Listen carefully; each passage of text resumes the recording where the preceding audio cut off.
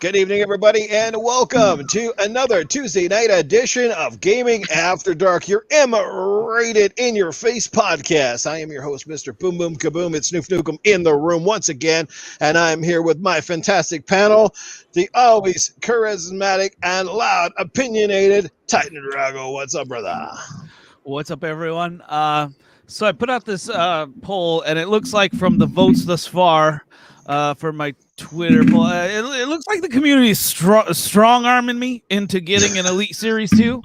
It's overwhelming. So, yeah, I want it for Smite, so I don't have to take my right thumb off that right stick, so I'm able to, constantly aim and shoot at the same time, which is, important in PvP games. So that's why I want it, but I can never justify that value. But shout out to HR Bomber for letting me know to go to the Microsoft store, because I said, on Amazon, they're trying to get you on Amazon or something. They got like $250 as the cheapest. So, and they go up too when they get modded and stuff. So, and then they got some used ones, but anyways, I think it's like, the last thing I want is some used controller out there used by some mug. I don't know, It's like I grab my balls all the time, when I'm playing. Jesus Christ, Titan. And if I get a used controller, I don't know who, I feel like once your balls touch something, even indirectly, like I feel like that should be yours and no one else's. Okay. You know what I mean? So let that be a warning to any of Titan Drago's friends that might be listening, and he goes to sell you a controller. They have balls on them. Hey, man, use my controller. Let's play the split screen. Let's go. Buy one from EB. It's like, what the fuck's that smell? I think the rubber's gone bad on these things. Oh, shit. All right, and we have our other amazing, loud, charismatic host of the evening, the middle-aged game guy. Yes, well, good evening, Noof. Good evening, chat panel, Titan, Noof. And, of course, we got our guest tonight, Yoby and the L Train. So, guys, we got one hell of a show for you guys tonight. Everybody in the chat, Joe Dunmore, I just had to get it out early. So, guys, let's get right into this show. Absolutely, yes. And right before we get to our fantastic guest panel, I'm so excited to have them with us. So let's get to one super chat here. Psychonauts is in early, dropping $2. He says, shout out to everyone on the panel and in the chat. But let's get over to our amazing guest right now, making his return to Gaming After Dark, as I promised he would, is the one, the only, one of the community's finest and one of the most positive members you guys will find, the one, the only, the Dragon Heart Yoby. What's up, Yoby, my brother? What's going on? It's Mr. Peace Love Life himself. What is going on, guys? There you go. He's going to keep it simple and to the point. That's how Yoby does it, boys. Damn right. Pretty good show. Exactly. Now we're bringing on. How could you block a guy like that? Well, absolutely. Who blocks Yoby? Who's that kind of idiot? I got to know. Oh, it's a lot. Trust me. It's a lot of them. It's a lot of them. They're out there.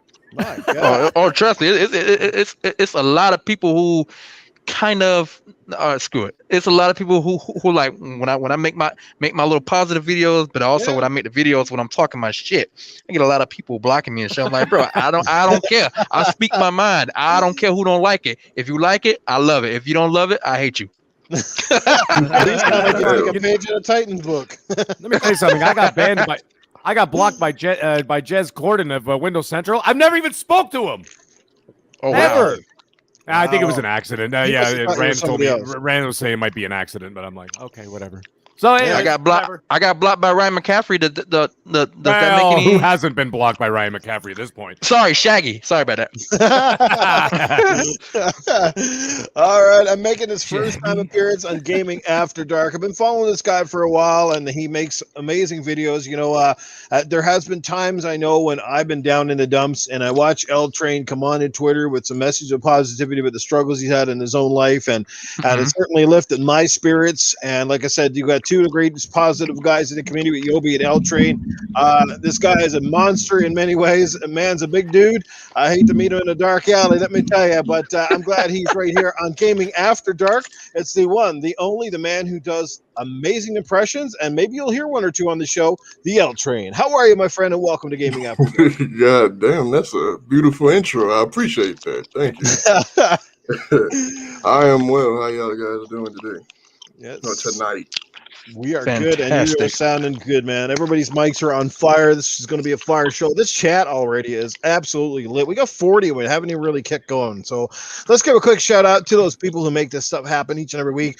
The one, the amazing, one of my biggest and longtime followers, Spider-Man 356 is in the room. We got Tony Grosso. He said he's new to the streams, but loving the show. So thank you, Tony Grosso. Glad to be here. And hey, you got a great name, man. Like I said, Tony Baloney. I'll definitely like that name for sure. We got Oh, Scorpius, God. we got Deck, Doggy Dog 420. Don't worry, Tony Baloney's on deck for tonight. Don't worry. I'm sure he's ready to go. Especially after Titan missed last week. I think old Tony Baloney was a bit riled up there. Timothy Dixon's in the house, casket repair. Yeah, Titan, you better brace yourself, bro. You might be ass on fire tonight. Crazy great dude. What's happening? We got Deck, Fandom Kraken. What's going on? Crispy Bomb is here. Yes, indeed. Casket repair. Man, the list goes on. Juno's 23 is in the house. Wild Bates. What's happening? Joe Dunmore. Yeah, every time you say Joe Dummy, you got to do it like Tony Baloney. Joe Dunmore. You got to do it with emphasis, right? Trusting Nights, R. Rob, Midway Monster. Yeah, baby. The list is here, baby. Right, we're ready to go. Let's fire this sucker up. Let's get right into topic number one. It was kind of a big topic this week. We saw some rumors circulating around about Outriders. I don't know how many of you guys have played the demo. I think a lot of people have. I've seen a ton of people playing it, whether it was on PlayStation or on Xbox, but it looks like Xbox is going to have one leg up, and that means Outriders is coming to Game Pass on day one, so you can save yourself some money up front. I think that's a bold and huge move for the service. How do you guys feel about it? How does the chat feel about it?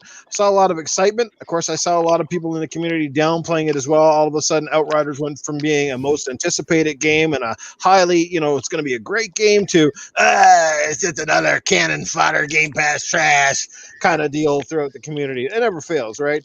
Iceman, how are you doing? Never fails. Yeah, Dreadpool's in the house. What's going on? So, let's take it away. Let's let the panel have at her first. We'll get to our guest, Titan Man. How do you feel about it? How did the news strike you? Well, it came to a surprise to me. I know we talked about it a little bit, probably about a month ago when there was a demo for that game or something, right? Or a beta or something. Right. Yes, sir. We talked about that a little bit, and I didn't play the beta or anything, but I know a lot of people that liked it, and it was the talk of the town for a couple days or whatever.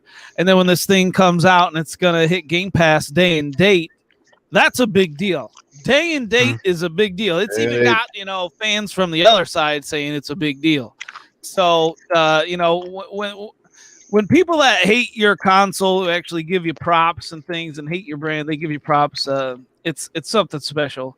So I'm just curious about what this game is about. Really, did any of you guys play the demo? Yeah, Totally. I played it. So let me hear about it. Nobody else played it? Okay, I'll go for it. I put in about an hour and a half. There's a lot of exposition at the beginning of the game, right? So it's they're talking this and that. So I was kind of skimming through it because if I did decide to get the game, I don't want to get invested in the demo. And the reason why is because, I don't want to be like overexposed to the whole, to the game or whatever. So that when I actually sit down and play the game, I'll be like, oh, I've already done this before. So I attempted to not watch all that kind of stuff. But when you actually finally get into the game, it's funny because you design your character and everything else, and you could customize all your gear and all that kind of stuff. And I swear to God, it looks exactly like Destiny 2, like the actual screen with your character. Mm-hmm. It is almost a carbon copy. So there's that. And then when you actually get into the game, it's a mix of, I would say, The Division, Destiny 2, and Gears of War all kind of slapped together. But it works. As opposed to like, oh, this is a cheap ripoff of all these other games. They're just trying to piggyback off their success or whatever, right? But when I actually sat down and played it, I'm like, this game is really good. It actually is good. It's got good shooting mechanics. It's got great movement, beautiful visuals. And when you actually start getting into it, you're like, this is a kind of game I can play. Now, the funny thing is, it is only a 3-player co-op game. And the reason why they wanted to keep the numbers down is because they wanted to keep the action. Apparently, this is what the devs were saying, is that they want to keep the actions moving forward, and they wanted to keep it moving and fluid. They don't want to get it bogged down by larger groups. So they kept it to 3. The funny thing is, because of that, and because of the whole Gears of War situation, or how it's so similar to the Gears of War, it actually felt like Hive Busters on a different planet. You know what I'm saying? So like it felt like that kind of vibe to me, and I really enjoyed it. But again, I stopped playing it because I didn't want to start leveling up my characters, even though from the demo everything carries over into the actual purchase of the game. But now it's coming on Game Pass. I don't have to buy anything, so it's fantastic.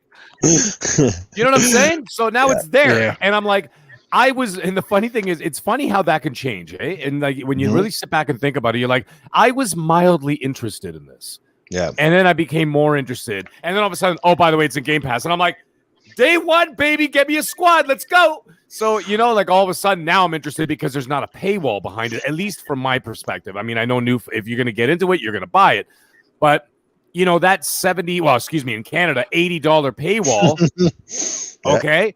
With tax, it's a $90 paywall. Well, I got to be super pumped for that game. Otherwise, I'm not getting it. Like, for example, Resident Evil 8, I will get Resident Evil 8 day one, and I will spend the $90. Yeah. But a game that I'm kind of like, well, let's see how it goes. I'm not spending $90 fucking on a game that I may or may not play or may or may not enjoy. I already got burned in September, by the way, with Marvel's Avengers. Because I bought the deluxe edition because I wanted to play it a few days early, and my son wanted to play it, and we were going to play together. And it was like $120 fucking dollars. Okay, and we played it for a week and a half, and we literally have never touched it again. Right, and I don't want to get burned again. But now that it's in Game Pass, hello. Well, speaking of games going to Game Pass, Noof posted that the game's coming soon, and on that list was Empire of Sin, and no one was talking about this. I almost bought that game like 3 times. I love it when that happens, when Game Pass saves you money that you're going to buy a game, and it's just, hey, it's coming to Game Pass. So yeah, exactly. Save me my money. Let me tell you, I need it when I'm buying this damn controller. Anybody who's already invested in Game Pass, I'll tell you right now, be careful what you pull the trigger on this coming year. And I'll tell you something else. I said it last night on Boom Show, and I'll say it again. Whether I'm right or whether I'm wrong, okay, it doesn't really make a difference. It's just my thought. One of the biggest games, third-party games that I'm looking forward to this year is Battlefield 6. Yeah. I will tell you right now that with EA Play, the way it is right now, and the fact that like Star Wars Squadrons came out 3 months on Game Pass, came to Game Pass 3 months after it was released. Don't ever think twice that Battlefield 6 is not going to end up day one in Game Pass. It is a possibility to bolster that fall lineup. Can you imagine this? Yeah. I don't want to go off on a tangent, but I am anyway. Halo Infinite, okay? Possibly this Forza Horizon 5 that everybody keeps, murmuring about, okay? So imagine those two. You've got Outriders already right now.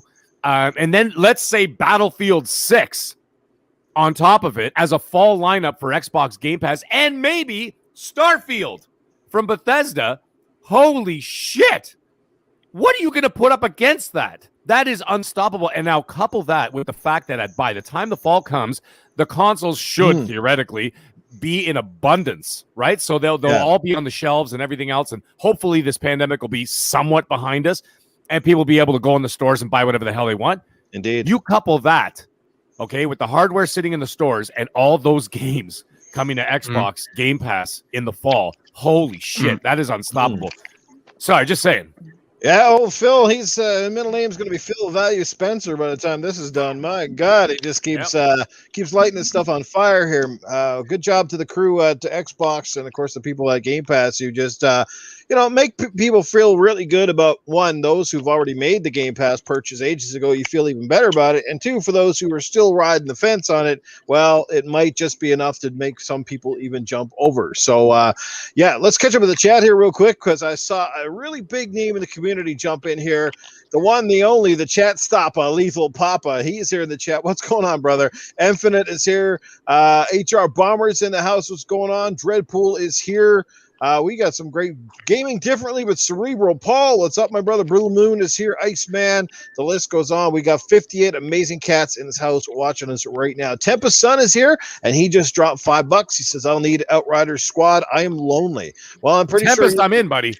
Get someone to team up with you, brother. No problem at all. How about you, Dragon Heart Yoby? Have you played the Outriders demo? Are you excited about it? And how do you feel about it coming to Game Pass? I have played the Outriders demo. It is mad fun. And I'm piggyback on what you're saying. I do feel it's a little similarities to Destiny, But I think for what I feel like the only thing that gives off a Destiny vibe is like when you press start and you see like your character right there, and you can change the weapons and clothes and shit. That's I feel like that's like Destiny. Now, for a lot of people who don't know that Outriders is actually developed by People Can Fly. Those are the same people who made I cannot believe I'm saying this because this game is oh, Jesus Christ. The Gears game that should not ever be mentioned ever again. They made Gears of War Judgment, so that's where the Gears feel like controls come from. But it is a dope ass game. I hope and Bulletstorm upon release, and Bulletstorm, definitely Bulletstorm, and I hope upon release or later on the line DLC. They need to add more customization options. They need more more eyes, more hair, more clothes, like all that, the whole nine. Sure. And for it coming to Game Pass, amazing. Because I thought about buying it, and I'm like, okay, never mind. I'm gonna get it on Game Pass. It's a super cool deal, and people trying to downplay this, but it's really a big ass deal because that is a new IP. That's a new IP coming to Game Pass. Like that should speak volumes. Like. It should speak a lot of volume because what new IPs do you see happening like that was going to be day one available on Game Pass? That doesn't happen a lot. And also people need to stop saying, oh, every game in Game Pass is Game Pass fodder. Well, last time I checked, Grand Theft Auto was in Game Pass at one point. Red Dead Redemption 2 was in Game Pass at one point. Those are not fodder, you know. So no, man, you got like. People gotta understand. For people who say, "Oh, a majority of games in Game Pass followers," you gotta look at it like this. For all the millions of people who are subscribed to Game Pass, the games that are in there, majority, I'll say 95% of people never even saw those games, so they actually have a chance to try those games out. And people have to understand. Every time you download a game for Game Pass, it's equivalent to a purchase. So on both sides, it's a win-win. No one's losing money. It's gaining money every single download. I rest my case. Well said. Well said. I was going to say, let's get the big man in here with a booming voice. And L Train sound, dude. L Train sound. I heard the deep laugh. I was like, oh, dude. L Train sounds like Kratos' offspring, bro. Yo, I swear. I'm laughing because Yoby is my boy. That's my little bro, and he chewing the shit out of some gum right now. I'm so sorry. I didn't know I heard that. I'm sorry. He's been kicking so much ass lately. He's fucking chewing on it. That's how it goes. I'm sitting there like, I know damn well I'm not the only one to hear this. I'm like, Yoby, sorry about that. Out of that gum. Guys in the chat, whose lips are smacking in there? Huh? That's definitely not the worst thing this chat has heard, though. Indeed not. You're gonna have to chew a lot of gum. I was holding in because I was like, maybe it's because my volume on my headphones is like all the way up. But I'm like, well, man, it's like I could hear every parcel of the gum in my ear, and I'm like, God. Oh, sorry. My apologies. You should have been here 2 weeks. Eltrain, you should have been here 2 weeks ago when I let go a big wet fart on there. That was hilarious. It was a nightmare. I was hearing about that for days. Everybody time stamped and there's Yobi's gone already. What the hell? Yeah, that's it. That's it for him. You chased him off. You made fun of his gum chewing. There you go. He's gone. Maybe he's gone to get some more. He's gone onto the store to get. Was it the Big Chew? Big League Chew, man. That was the Big League Chew. Big old bag full. You just walked down on that shit. That was the best gum of all time. I'm sure Yobi will come back. He probably I'm pretty sure he'll come back. I mean, he was laughing too. So. Oh yeah, no, he probably just something happened. He'll be back. It's just when I heard it, I'm like, God, damn, I know good ass gum, man. Eltrain, I know in the private chat you said you didn't have much to say on the matter, but I mean, I'll ask you real quick. Like I said, if you don't have much to say, great. But have you played Outriders at all? Have you tried it? PlayStation 5, Xbox? I mean, it's obviously a big move. Even if you like, for me, well, first of all, let people know what consoles do you own, Eltrain? Because I mean, most people don't know you in the community. So do you have multiple consoles? PC? Multiple. I have the PS5, Series X, and Switch. Yeah. Damn, all right. Boy. So he's rocking. There you go. Boy, that's how you do it, man. Yeah, but you're not a Game Boy. I play all of them equally. So I see all the this system better than this system, and I'm like, y'all really must not be gamers because I'm in for the games. I don't give a shit about what is on. Thank As long you. as the That's play is right. good and it keeps my attention, that's all that matters to me. There you go, boys. Give this man a round of fucking applause. Yeah, man. That's right. And if any Sony execs is listening out there, can we please get Detroit Become Human 2? Please. That's all I want. Yeah, That's all I want. I'd be down for that. I actually enjoyed the hell out of that game. Damn. Yeah, man. I love that damn game. So I guess that's the go ahead. reason why I don't have too many opinions, because I'm like, I see some of the dumb shit that goes on, and I'm like, God damn, I really love gaming, and I'm like, you can't have an opinion for one without somebody, oh, that's bullshit.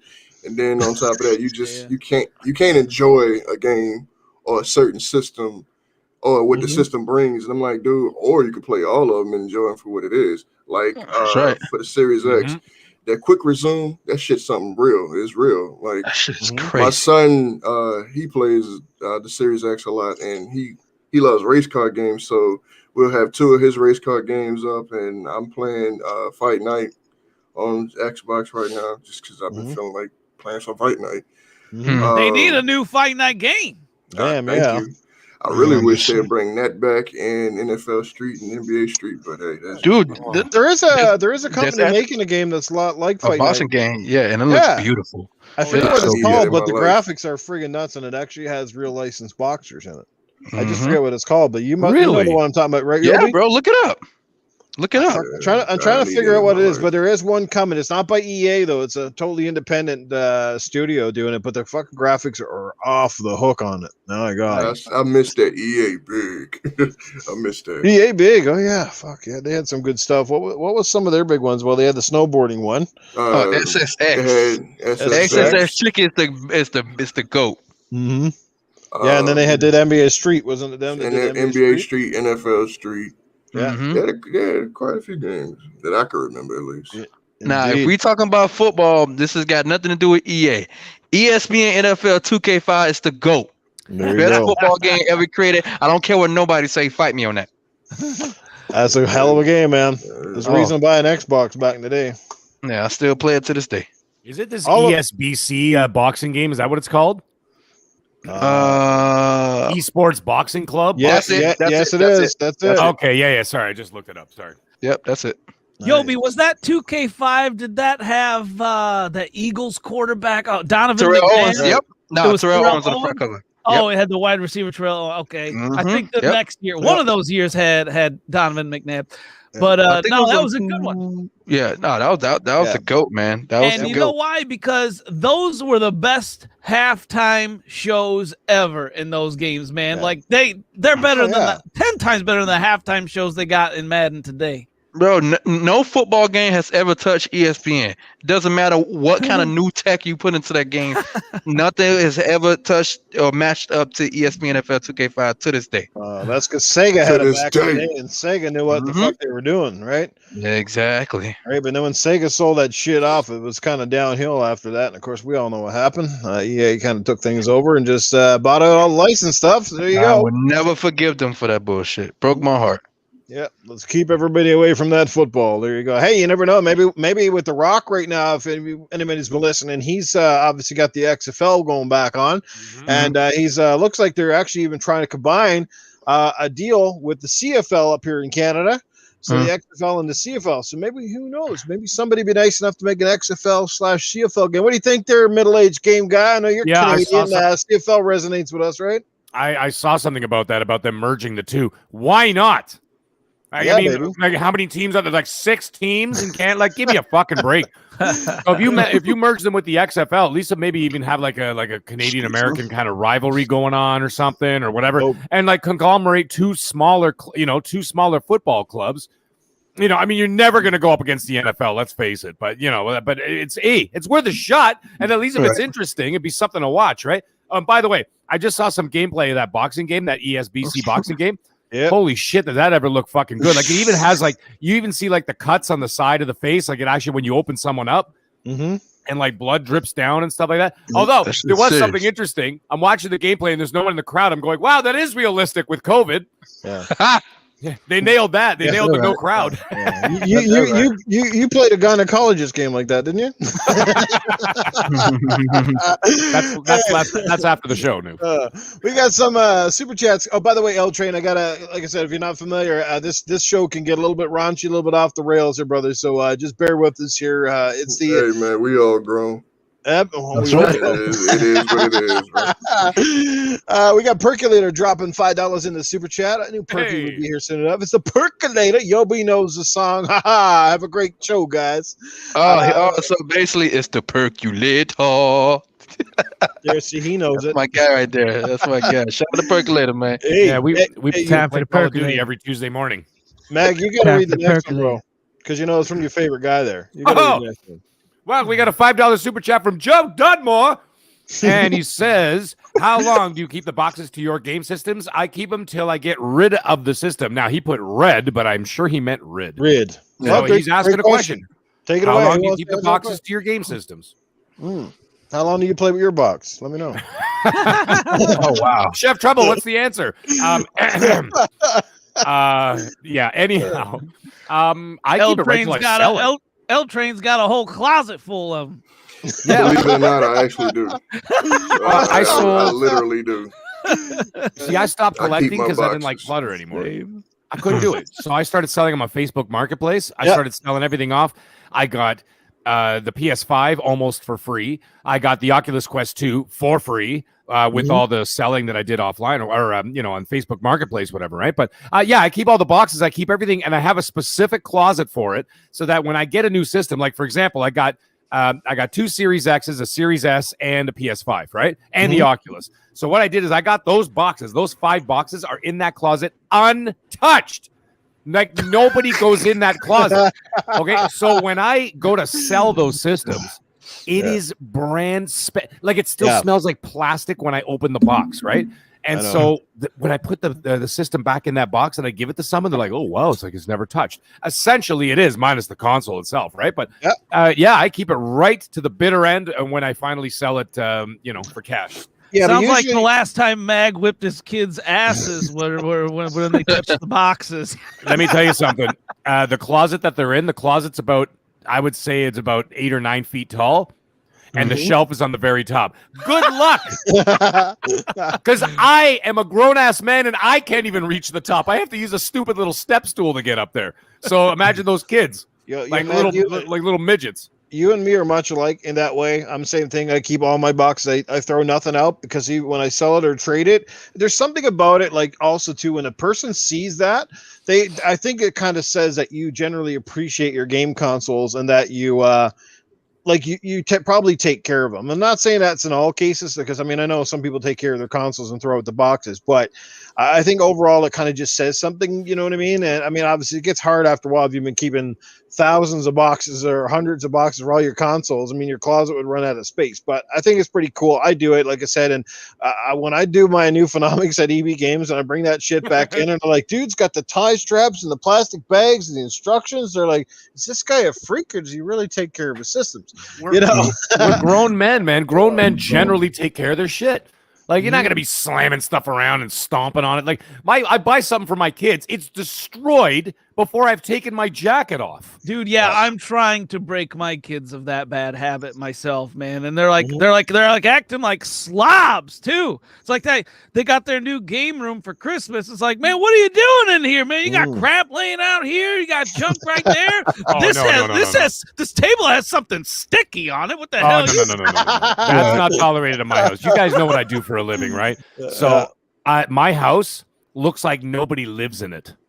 I swear to God at all times. And if the kids have one little thing and it like they tip it over, 5 years old, they're the ones running for a napkin and the all-purpose spray. Because I've got them so trained, man. No. The house is clean. But I'm talking about products, they'll destroy the shit out of those. I get them like a Paw Patrol watch. And I'm like, hey guys, look at this Paw Patrol watch. Oh, it's awesome. 10 minutes later, Daddy, it's broken. I'm like, what are you doing to it? It's a watch. Dude, he's right. I bought my nephew a couple years ago. I bought him a PlayStation Vita. Dude, for Christmas, dude, like 3 days later, Uncle, I'm like, what? It's broke. I'm like, what the hell happened to it? My sister got a hold of it. I'm like, that's on you. Yeah. That's done now. That's on you, Doug. How about you, Titan? You keep all your console boxes and stuff? Yep, till I get rid of them. I'm just like Joe Dunmore. I'm just like the man. Yoby? Yeah. I still the only console box I have left is my Series X box. I got that in the closet. Oh, that one's the goat of what they call console boxes, man. Oh yeah, like I don't. It's like the packaging and everything they did to us. Like it still boggles my mind to this day.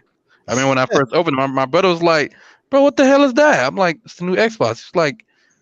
He's like, "Bro, it don't even look like an Xbox." I'm like, "Yeah, man." He's like, "Yo, the package is crazy." I'm like, "Yeah, dude. hey, you pay for a premium console. Why not? What's up?" Yobi, how beautiful was that presentation when you open it up and it has that little thing, the band on it, just says "Power Your Dreams." Dude, that shit was like, crazy. Wow. The only thing that was missing from that, bro. The only thing that was missing from that was music playing. That's the only thing that was missing. Of your life happening. Yes, bro. That's the only thing that was missing.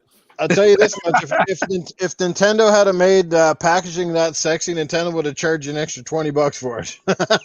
Yeah, no shit, kidding. No, $20. They would have charged a DLC for it. Let me tell you something. The PS5 box was like a fucking egg carton.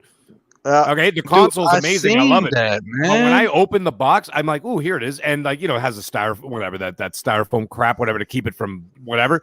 So when I opened it, the whole box collapsed. And I'm like, what is this made out of? And I'm like flopping it around, and I'm like, it was the most ridiculous box I've ever gotten. And like, when I give that back to somebody, I'm gonna have to hand it to them like a cradle, like with a baby inside. I'd be like, here, take it. Be careful. Be careful. Yeah, no, the box is. I mean, it's just a box. I mean, it doesn't make a difference, but it's just funny the difference in presentation from one to the other is just. And it's like I said, it's got nothing to do with the consoles, because now that I got the consoles out and I got them on separate displays, unpopular opinion, but I think that the PS5 looks way better than the Series X. Just me. That's just me. I think it looks gorgeous. And I got a little blue light behind it and stuff, so it looks nice. I love it. It's like an Empire State Building on my... Hey? Yeah, I said they're both beautiful consoles. Yes, no, they are. But I mean, like, I don't know, man. I like that. I like that Empire State Building standing on my coffee table. Indeed. And L3, you said you obviously keep your packaging. Anything stand out to you? Do you have any special ones, like any particular boxes that you're kind of like, oh, that was cool, or like a special edition that stood out to you? The Series X box, I did like that one. You said you didn't, or you did? I did. Okay. Oh, you did. Oh, I thought you said you didn't. I thought you said you didn't. That was my dramatic. That was my dramatic guess. I can't believe you said that. So you son of a bitch. L Train, I'm gonna need you to try to speak a little lower of a register for me, buddy. You actually sound like a train talking, man. Like you. I love your name because like, dude. You were like, I'm telling you, he's Kratos' offspring, bro. He's Kratos' offspring. Have any of you guys on this panel heard him do Kratos? Yeah, I watched one of L Train's things. Once I found he was on the show, I kind of dug deep and I started to check out some of the little reaction things you were doing, or the duet thing you did. Yeah. And I was like, God damn, that is Kratos. Yeah, next time we get L Train back on the show, we need a guest whose name is Boy, just so I can have L Train constantly. Boy. Dude, listen, let me tell you about L Train, right? If he wants. Listen, let me tell you about L Train. When he did a voiceover for the Kratos, just like, just to put it out there on Twitter, he got a retweet and a comment by the dude who voiced Kratos himself. That shit was the most legendary thing I ever seen in my life. So that is incredible. So guys, I got a plan. We're gonna kidnap the actual voice actor. All right, and then we're going to replace him with L Train and get his career going. We'll get Tony Baloney to hold him difference. They wouldn't know the difference. Yeah, we're gonna hijack. We're gonna hijack the situation. You're in Ragnarok. I'm actually looking at the chat, and I seen someone say, "L Train, we gotta hear some impressions." So, do y'all want to hear Kratos? Have at her. Have at her. Oh yeah, yours, man. Yo, SC Violent, what's up, brother? Boy. Read it, boy. Read it, boy. What's something else? The one I did for the actual impression. Do not be sorry.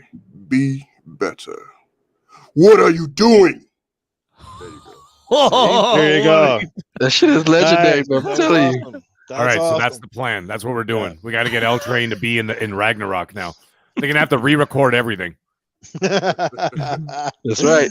That's awesome. Yeah, they should get your likeness and put it in a game as a character. That'd be cool too. That'd be I've been sick. auditioning for a lot of different things, so I got something. They said I got the role, but I don't know if it's legit or not. So I'll hold all applause and happiness until I get confirmation. So Nice. You got this. You got this. Nice, good stuff, man. Well, we'll keep supporting you for sure. If we can help you in any which way or form, you just tell us how. We'll gladly do it. Look, the only thing I ever want, and I've said this, and people think it's a sob story or whatever. Look, when you have an art and something that you put your whole being into, sometimes it's not even about praise. It's just somebody listening to it. Because we live in such a microwave time that if it's not something instantly catching my attention or they don't know who it is, they don't give a shit. And it's like, all right, I'm not asking you. I don't even care if you like it. Just give it a listen.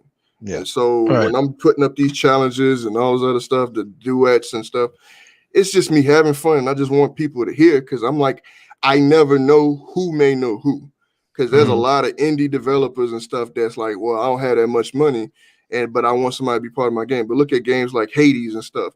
These are indie games that's getting a lot of respect. And I'm like, hell, if I could be on the Hades, I'd take that shit. So that's the reason why I'm like, hey man, if you like this shit, don't tell me in my DM. Shit. Hello. Tell the world. Let the world know. Hey, As they this say, dude named L Train. Check this shit out. Sharing is caring is what they say, right? True. Yeah. In most cases. If it's COVID or something else, no, keep that to yourself. Good shit. Yeah, thanks for stopping in, HR Bomber, man. Glad you could be here, brother. Indeed, HR Bomber as well. Big support Outriders. You didn't get to finish that. Have you tried the Outriders L Train? Any thoughts on that at all? No, I haven't. But since I have Game Pass, I definitely will be getting it day one on Game Pass and trying it out. You like Gears, though, right? I heard HR Bomb. I seen one of his tweets. I think he said it's not games as a service, and I actually got excited about that because I'm not a fan of that. Yeah, I'm being honest. Other people might be.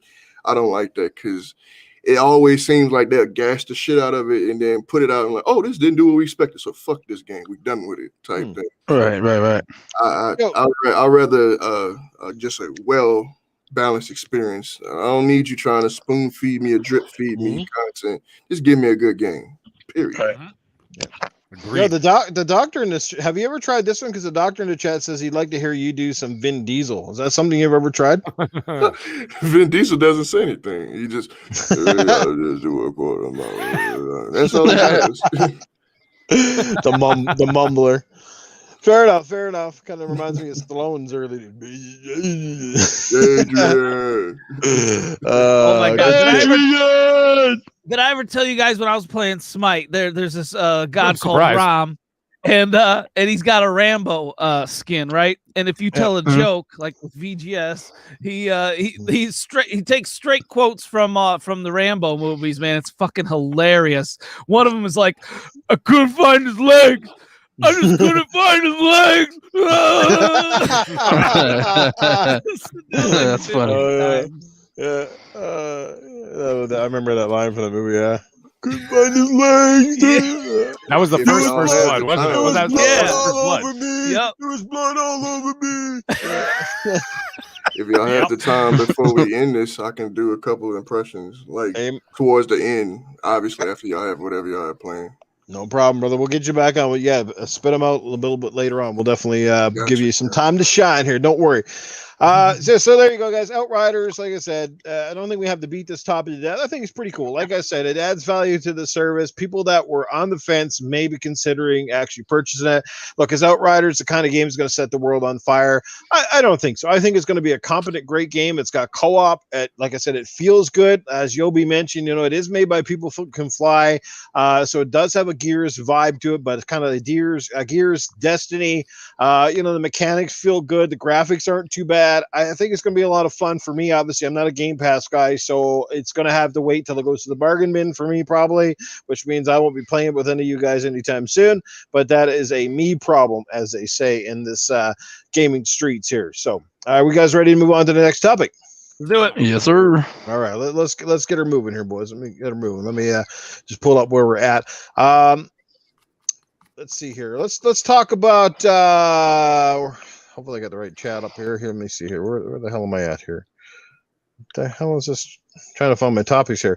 Let's talk about. Well, yeah, here we go. Let's talk about the Xbox wireless headset.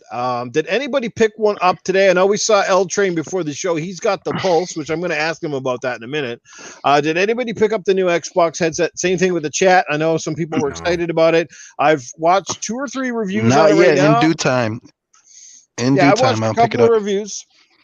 So far, it's been pretty positive. Basically, the thing is, for the bang for the buck, it's good. Is there better headsets? Yes.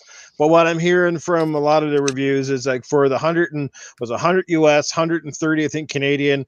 This is a dynamite headset. It seems like it's durable. It's got really cool controls. The dials are actually on the side of the headset. If you guys watch videos, really durable little mic.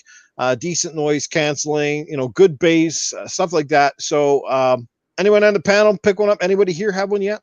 No, it's sold out everywhere. I was looking at EB. I was looking at Best Buy. It's sold out everywhere. Shit. So, whatever. You wait a couple of weeks. But that my idea was, see, with this gen, I had the Turtle Beach 800X Elite, the wireless headsets, right? Those are like the big boys. They're like $400 or whatever, right? So I couldn't use them on the Series X. Okay, because the Series X uses USB, and these things use the what is it called? The audio, whatever the hell it's called. That weird sort of like octagonal shape or whatever.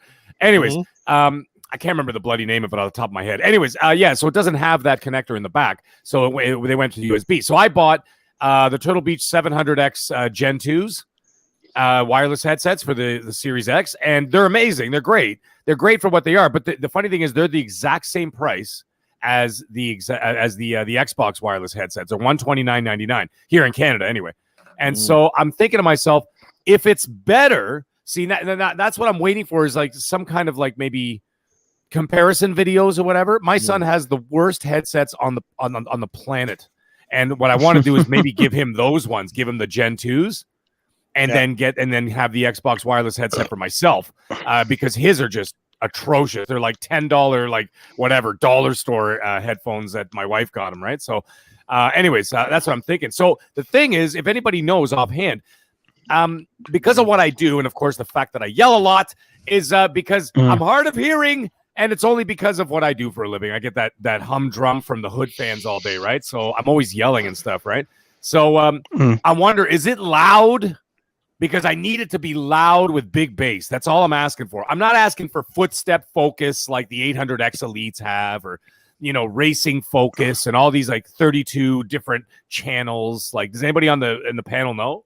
Like, is it like a loud, like boisterous, like heavy bass kind of deal, or what? Is it worth it? I don't have it yet, but the guy, like I said, the reviews said the bass is fantastic. Yeah, it's got good tone. Yeah. It's got decent noise cancellation. There's a lot of, and it has like throughout the console, it has like a lot of settings where you can adjust different levels. But it's the ingenuity of the button placement and how you turn the dials.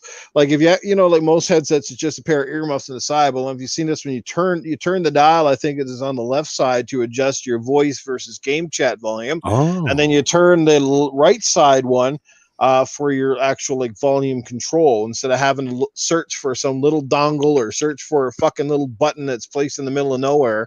Master Chief, he said, yes, loud, great bass, mids and highs have good punch. There you go. Who did say they got one in the chat? I'm sure somebody here has one. I'm looking at the chat right now. I'm trying to see who has one in the chat. Someone said something and I missed it. It scrolled by. And by the way, Terrence Tate, I'm an executive chef. He was asking what I do he's asking what I do for a living. I'm like, there you go. The man is cooking tonight. Yeah, barely. Everybody's saying the same thing. Everybody in the chat's talking about fucking Rambo movies now, or they're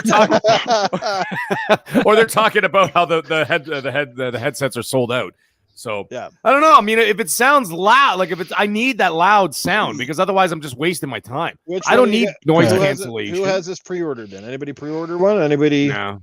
I'm just gonna wait till it's available. I mean, I can't imagine it's gonna take too long. Did you say you order one, Yobi? No, I say in due time. I'll get one in due time. Yep. I'll train. How about you, man? I haven't. No interest. About, to be honest with you. No, yeah, really. Fair enough. Well, tell us about the PlayStation Pulse one. Like I said, I see you have it on earlier in the show. So tell us how that one's been working out for you and how it stacks up perhaps to any other headsets that you've had in the past. Like you look like a guy who's definitely probably got 2 or 3 headsets. Yeah, I have I think it's called a Lucid. Lucid Sound? Yep. Yeah, Lucid Sound. That's my favorite one. Yeah. This one for PS5 is pretty good. As far as like the dynamic sound or whatever, I think the only time I really noticed it was for Miles Morales for PS5. Yeah. Other than that, it's just basic, decent headsets, to be honest with you. It's comfortable because I read a review on that one too, and they said it looks really expensive, but it feels kind of cheap. But I said the sound is not bad, and it does lack some bass quality. Yeah. It's literally a decent headset. It's nothing special. It's not bad. I feel like it's nitpicking when they pick on the bass quality, you know? Right. I mean, these are not supposed to be beats. So yeah, right. I think when people say stuff like that, I was like, well, if you want that, get beats or Turtle Beaches or whatever. Yeah. I mean, they do what they need to be done. They do what it needs to be done. You know? Mm-hmm. By the way, Psychonauts 8 in the chat bought them. Nice. And he said it's a good tone. The 3D sound is top notch, on par with very high end headsets. That's what he's saying. Mm-hmm. Yeah. Nice. Okay. Glad he has that experience. Well, since we can't really beat this topic to death, because since nobody on the panel here has one to really speak in depth, we will come back to it perhaps in the future when more of us have one. Let's just answer that question. Well, since we're talking about Rambo, what is everybody's favorite Rambo movie? What of the 5 movies? What's your favorite? Rambo First Blood 4. Part 2. Rambo 4. First Blood Part 2. Me and Titan are on the same page. Yobi, do you have a favorite? Rambo 2. Rambo 2. That used to be my favorite. Then I this is gonna sound so bad, but I grew out of it. It just was so 80s cliche by that point. But the first one was fucking devastatingly good because of the whole Vietnam War thing. It had a lot of power and punch. But I gotta say, man, that 4th one drove it home, man. That was like shocking. And you're talking about the one in Burma, right? The one in Burma that had some shocking sequences that I don't even think I'll watch that movie again because I was like, holy shit! Yeah. And that was crazy. When he got on that 50 cal, I was like, wow, the violence level just went up to a new level. On that Rambo. and like the when the soldiers attacked the town. Yeah. And they were killing like the women and the children and stuff. I'm like, Jesus Christ. But apparently Stallone said at the end of the movie, Stallone said in an interview, he goes, I did this on purpose. He goes, because this is happening right now in Burma. Yeah. He goes, and nobody gives a shit. Mm-hmm. And that's why he made that movie. So it's crazy. That one had the biggest impact on me. All right. Nice. I like Last Blood too. I thought it was pretty good. It was definitely believable, and it's nice to see him still old, but still kind of kick ass, but doing it in a sort of believable way. Yeah. Like he set up the booby traps. He's outnumbered at the end, but the way he fucking did it was awesome. And that one had some pretty violent shit in it too. Like, oh god, in the end when he had the booby traps, like dudes getting legs severed and shit. That's right. That was crazy. The doctor in the chat, the Australian guy from Rambo 4, that guy was fucking funny. Hey, Boatman. I've seen that. You remember that guy? Yeah. What the fuck are you looking at, Boatman? He goes, I've seen the 1,000-yard stare before.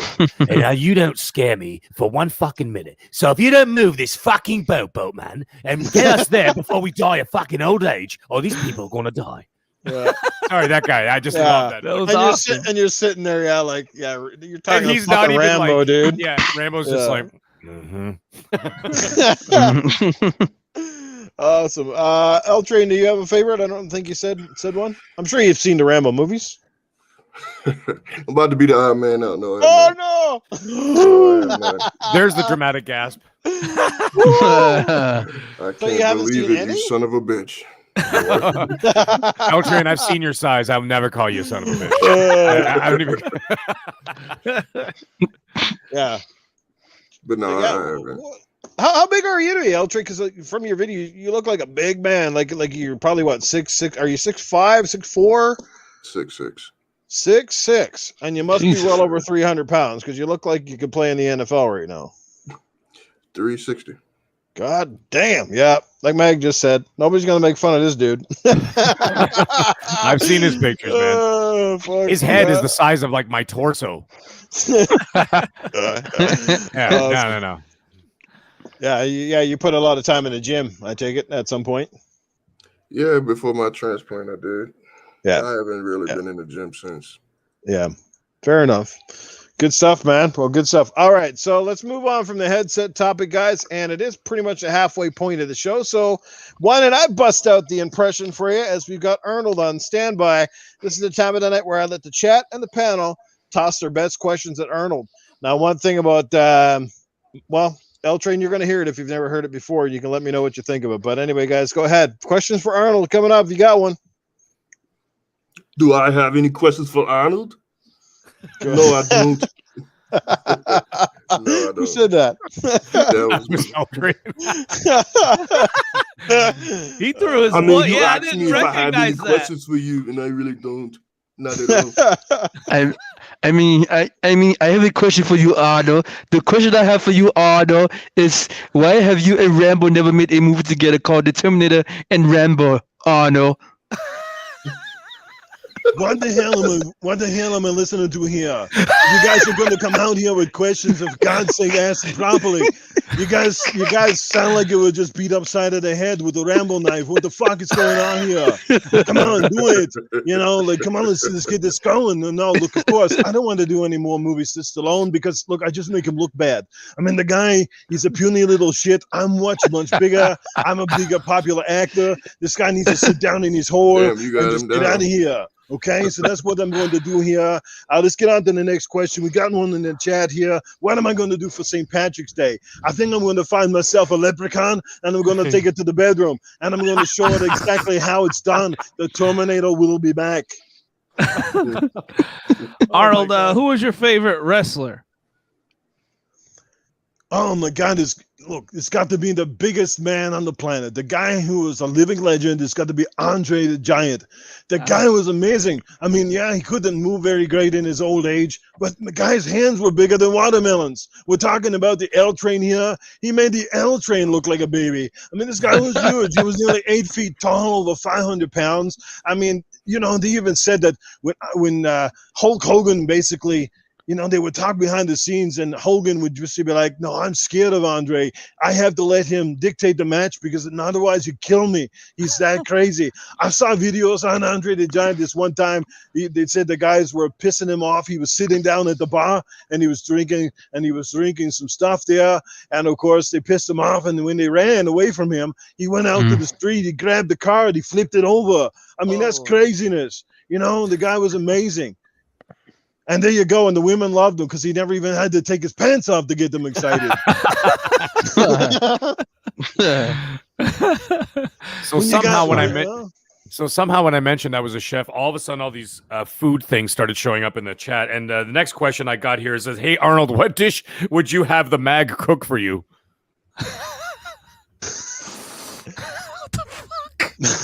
Wow.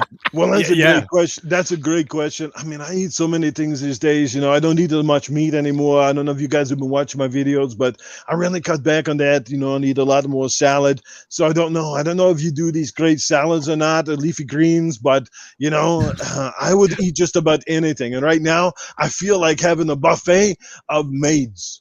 Oh my God.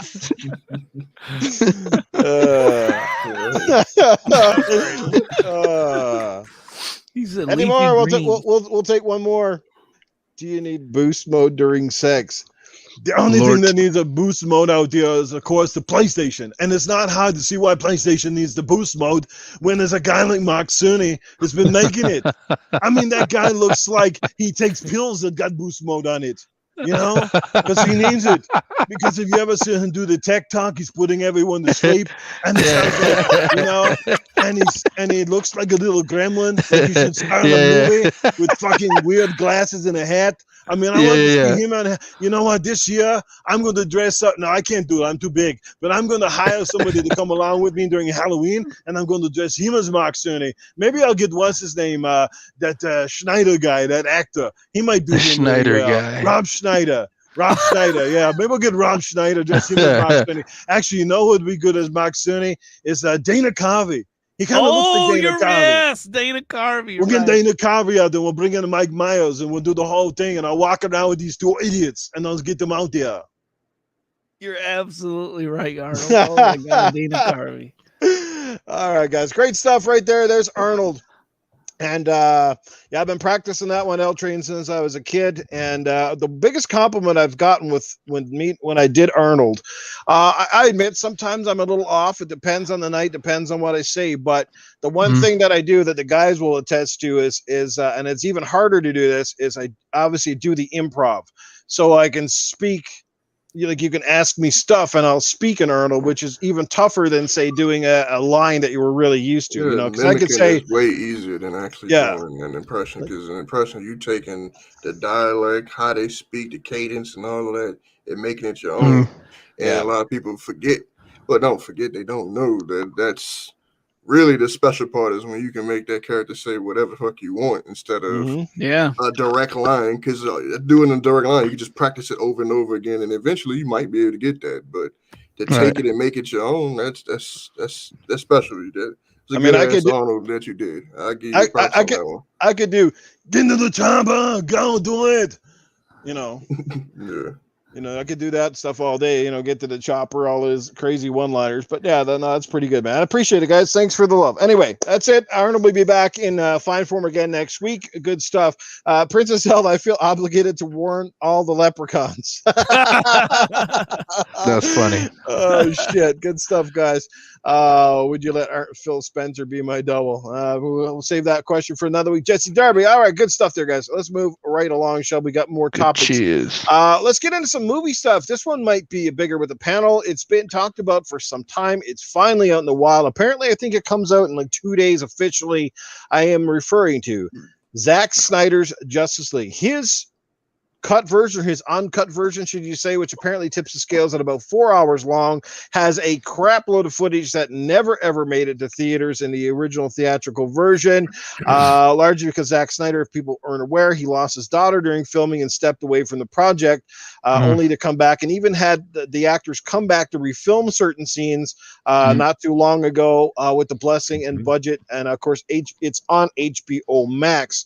I'm super excited. I love DC, and I definitely love the Justice League, and I love what Zack Snyder has done and has been doing. If you guys have watched the trailer, my jaw was on the floor. I can't wait to see this damn thing. I don't want to pay for HBO Max just to watch one movie though, so I might see what happens down the road. But anyway, they don't give out trials about it.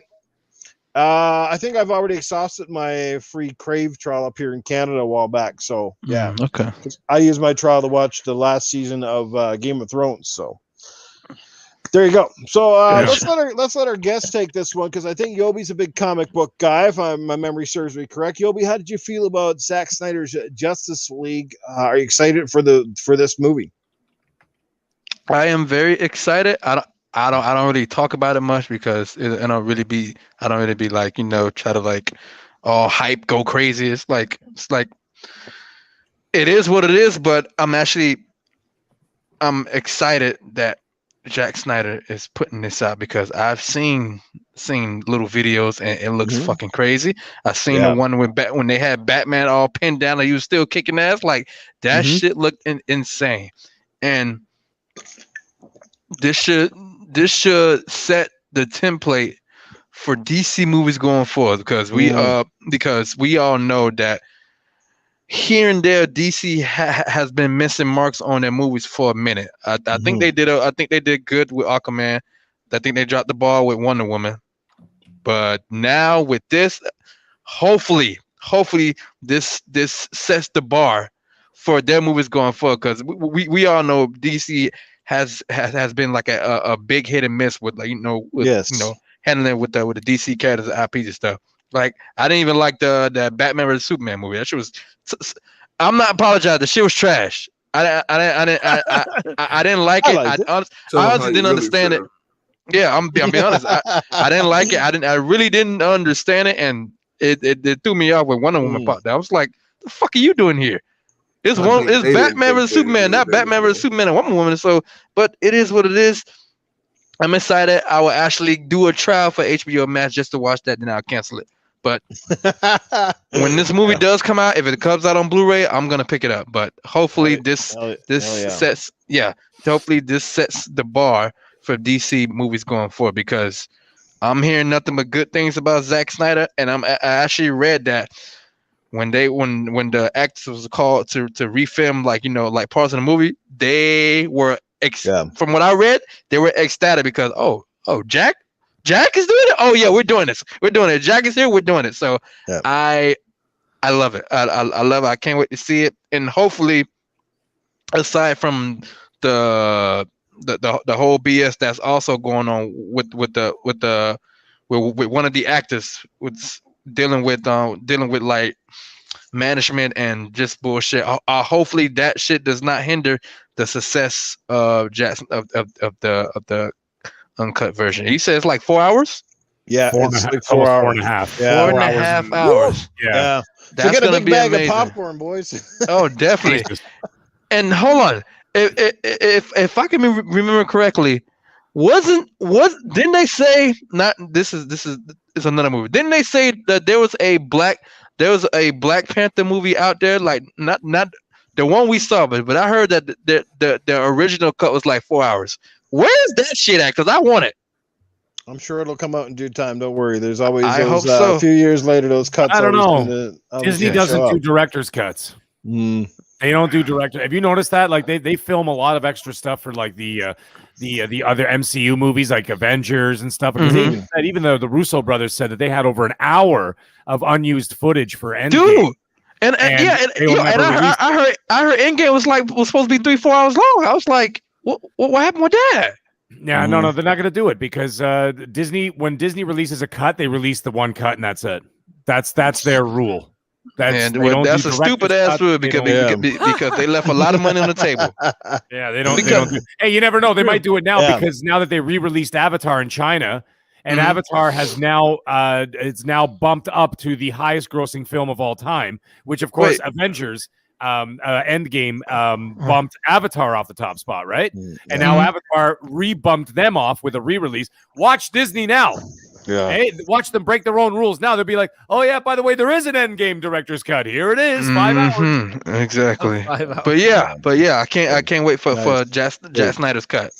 All right. Before we get to L Train, I got to catch up with the super chat because we got another one coming in here from. Let me see. I think did I miss it or did it go by? Let me find it. We got one from Psychonauts. Drops $2 in the super chat. Restore the Snyderverse. Indeed, Psychonauts. And let's give a shout out to a lot of the chats. We got some new faces here tonight, but we welcome to Kruma, Jesse Darby, Doggy Dog still hanging out with us. Stick Figure, my good buddy Sticky is here. Hellboy, what's happening, bro? How you doing? We got Chef Trouble is hanging out in the chat. Always good to see Chef Trouble here. Princess Zelda is here as well. Spooky Sprocket is hanging out. Crispy Rambo, there you go. So we're talking about Rambo. We got Crispy in here tonight. We had Crispy Bomb earlier. What's up, Crispy? So the list goes on. Who did I miss? Deck is here. Yeah, good crew, guys. 59 watching right now. Prophet is in the house. What's happening, Prophet? Good to see you, Iceman. The list goes on. Yeah, L Train, how about yourself, man? I'm pretty sure you're probably into movies and obviously comics and all these things, especially when you're doing impressions. I'm sure pop culture is pretty big in your life. So how do you feel about Zack Snyder, this possible cut? Something you're excited for, something you could care less about, all that kind of stuff? I haven't seen the original, so for DC, I'm more of an animated guy. To me, like the animated movies hit a lot better than me. So I don't really watch. Like anime or that sort of stuff, or like the Killing Joker, stuff like that. Like Justice League, the animated version. Yeah, right. I watched those. The live action, I don't really. Killing Joker was fire. Yeah, Red But, Hood, Dark like Knight when DC, Returns. like Mhm. Marvel stuff, I watch those live actions. But DC, I'd rather watch the comics, the animated versions of it.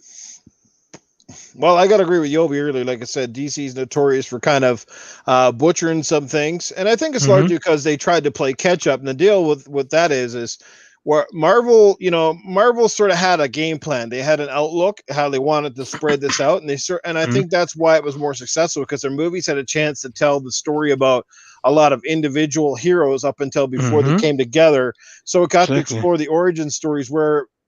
Seemed like DC was trying to play catch up, and they were like Yobi said, like, how does Wonder Woman fit into Batman v Superman? Yeah, they're slapping all these characters together, and then they're trying to play catch up, and it has fans, especially those who aren't really versed in the comics, kind of going, "What the hell is going on here?" Because they're not paying attention to detail, bro. They're really not. Mm-hmm. That's all I got to say about that as well. Yeah. Well, Eltrain, how about yourself, man? Who's your your favorite superhero? I mean, you said you like the Marvel stuff. You obviously seem like you're more of a Marvel guy. So who's your favorite superhero overall? As far as Marvel is Hulk. Let's just be honest. Ooh, Hulk. Nice. DC Batman. Batman, Hulk, and Batman. Nice. Can you do any fantastic impressions of any of the superheroes at all? Nah. I guess it's hard to say because the superheroes constantly have different voice actors, especially in the animated version. Like Batman. I know I did my Joker, but nobody really paid attention to that one. So maybe it just wasn't that good. Was it like your the Joker is in like the Mark Hamill sort of version? No, it was. I was literally. I paid homage to John DiMaggio and Mark Hamill and all of Kevin Michael Richardson. I seen what they did, and I was like, well, I feel like it would be blasphemous for me to try to attempt Mark Hamill. So I was like, I wanted to create my own Joker, and that's what I did. Nice. A lot of people seem to like it, but when it comes to putting it out there and people seeing it was like, that was all right. So. Okay. Hey, I like that, but you know what? I can't get on board with the Batman thing. I got you, Superman all day long, man. Hey, all when day I long. come with a green rock and kick your ass, yeah, bring them green Superman is overrated. Overrated. When I can bring a green rock and me and you fighting toe to toe. Bring that green rock on. A laser eye it, man. I love Superman. Freaking, and you know what? Talk about the Zack Snyders cut. I didn't know the backstory about that, Noof. So that's cool that you let me know about that. I didn't know about his daughter and whatnot. So that kind of adds some backstory. I really like knowing things like that. But let me. Yeah, let me tell you. They brought in Josh Whedon, and apparently, we all know Josh Whedon. He's got a good track record and stuff. But one of the executives secretly behind closed doors said Batman versus the Justice League, his version of it, the way he had to edit and stuff to make times and different things, and of course, whatever they said, like it was literally a piece of shit. That's from one of the Warner Brothers executives that obviously refused to be named, but yeah, said it was a piece of shit.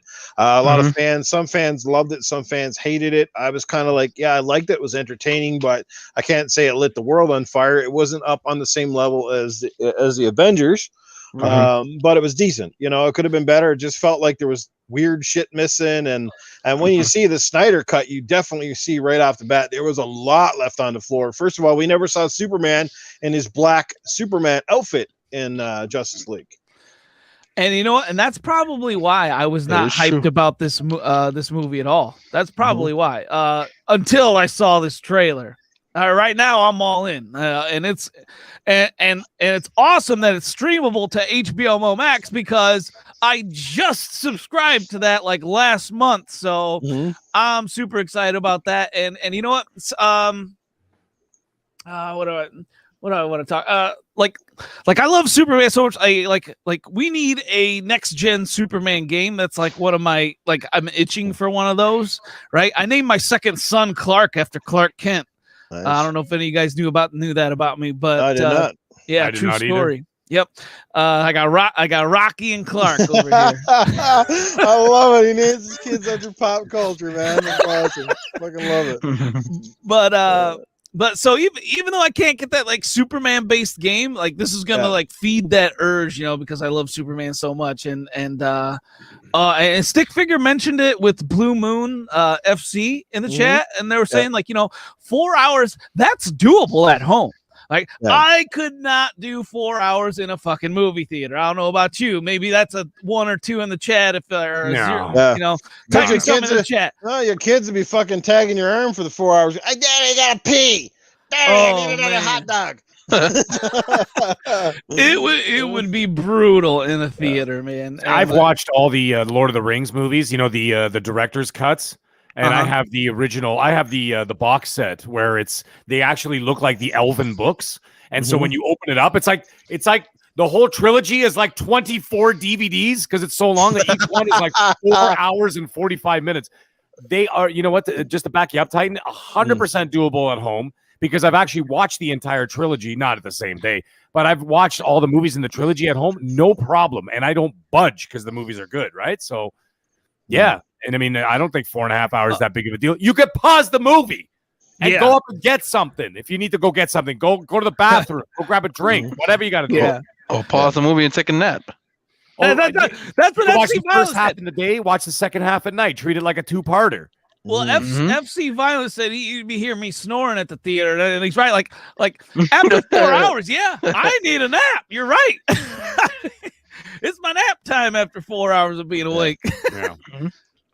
Well, what's a good runtime for you guys on a movie? Like, where's that cutoff point where you kind of go, all right, that's about enough for me?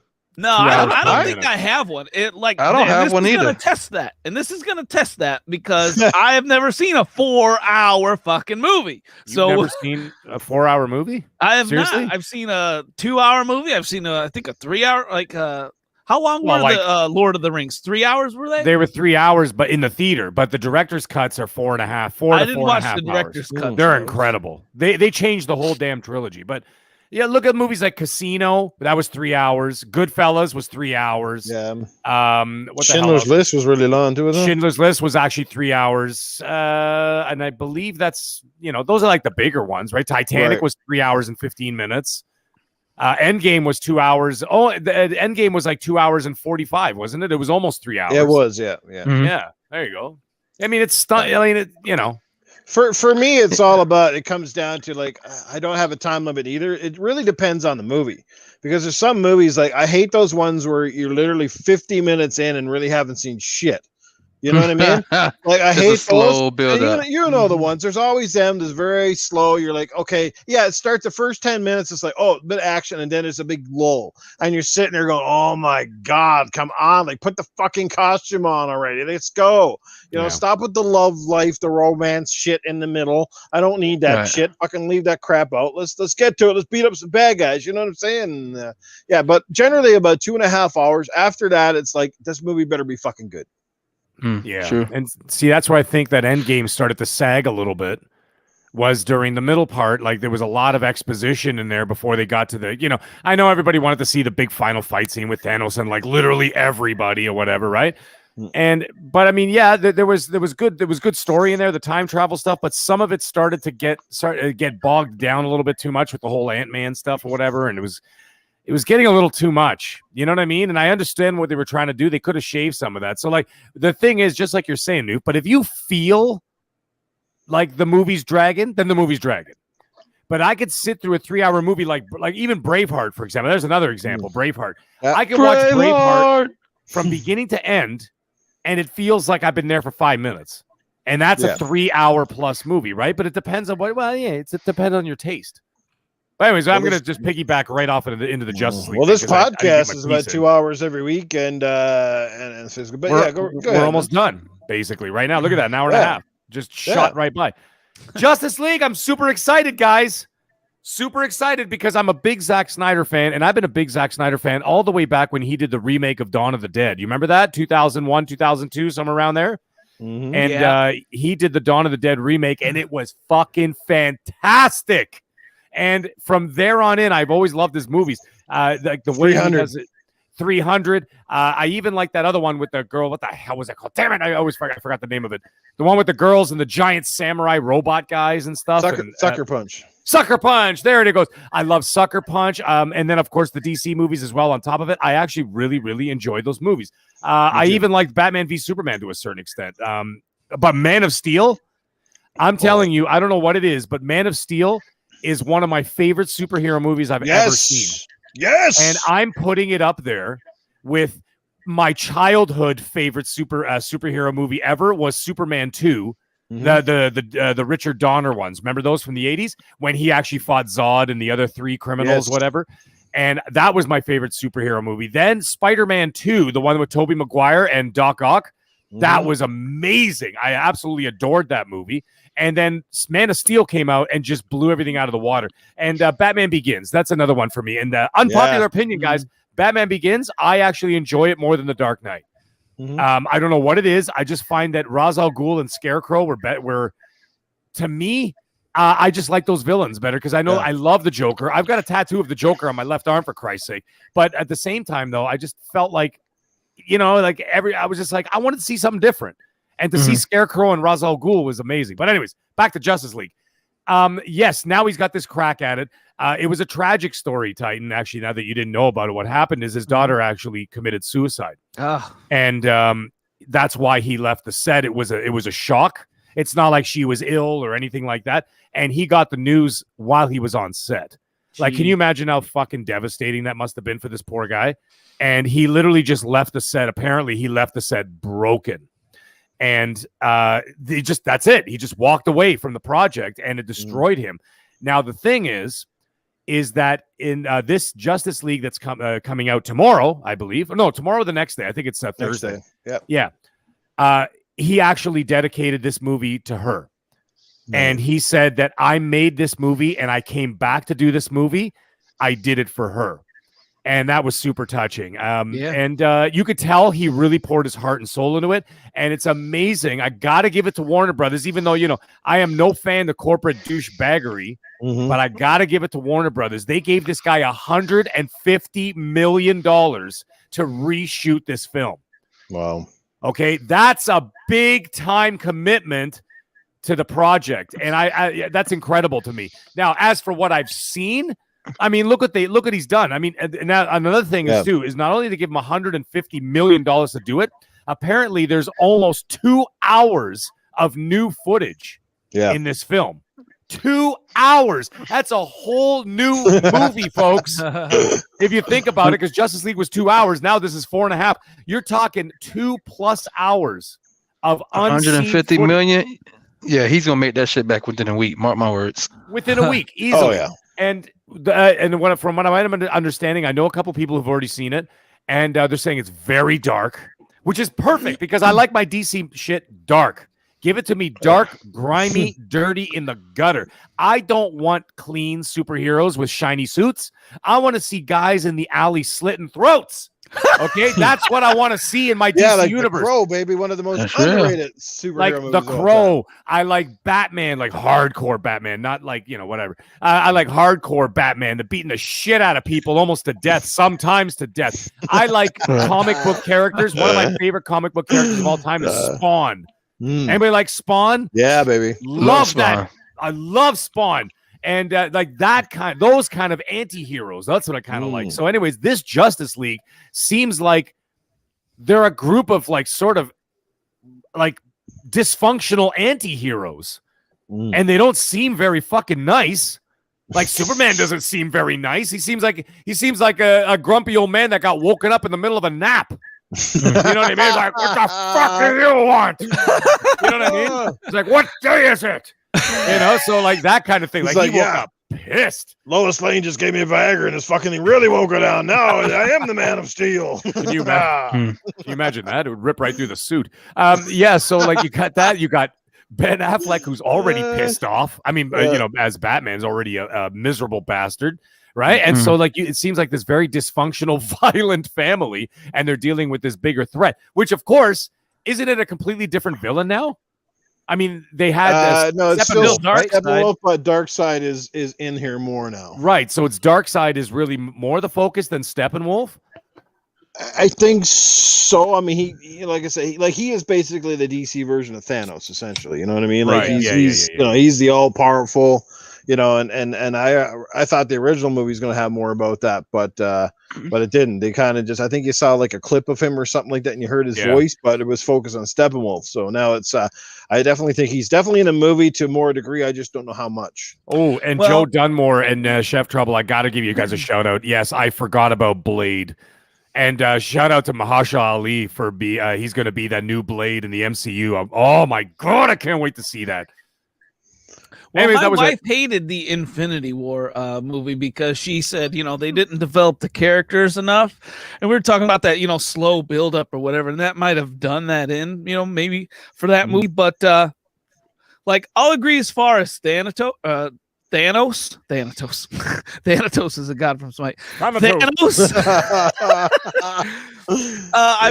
Because I personally don't read comics and things like that, so I felt like I needed to read a bunch of them to know his entire backstory and how he got so powerful, how he got so amazing, and how he started collecting these Infinity Stones.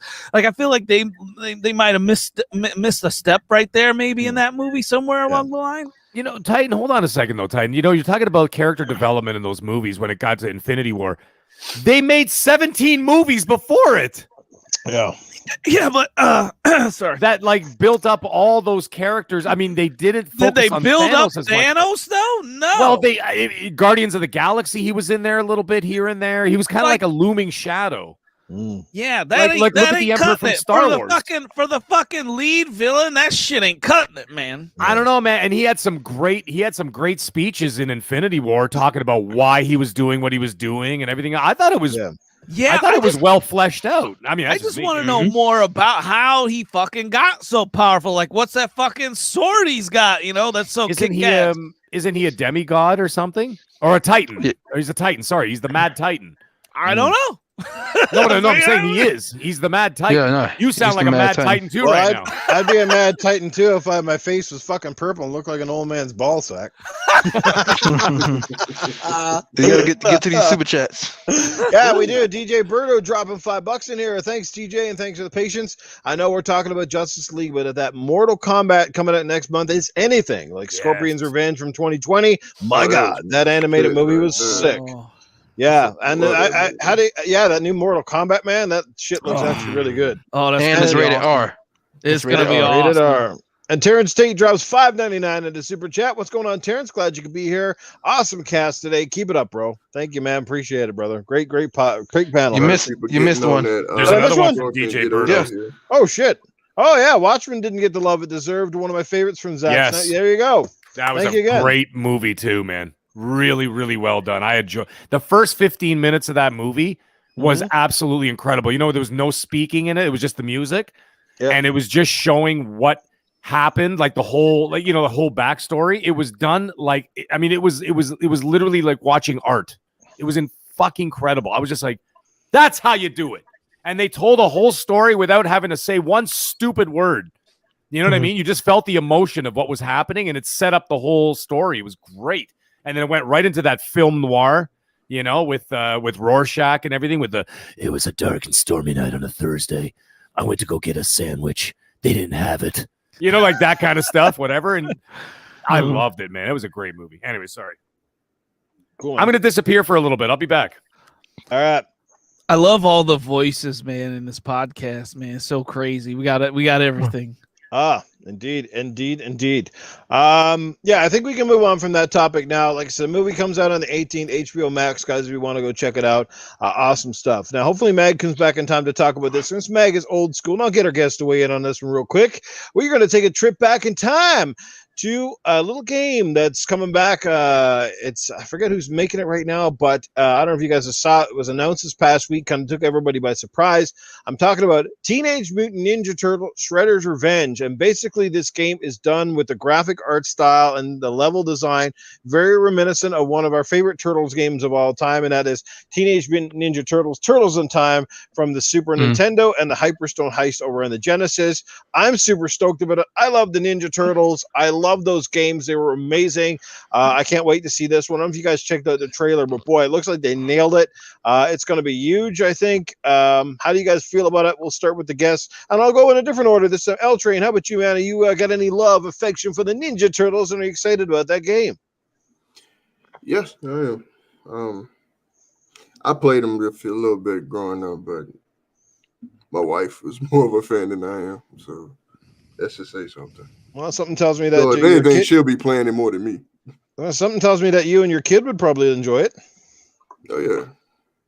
Something you can play co-op. Looks like it's 4-player co-op as well, and I heard it's going to have online co-op, which thank you very much. Unlike Battletoads, which fucking missed the boat. Yeah, that's a necessity nowadays, man. I don't care what those devs told us on I think it was Clown's podcast. He interviewed the guy. I don't give a fuck what they said about it. They knew people wanted online co-op, and they didn't do it for whatever reason.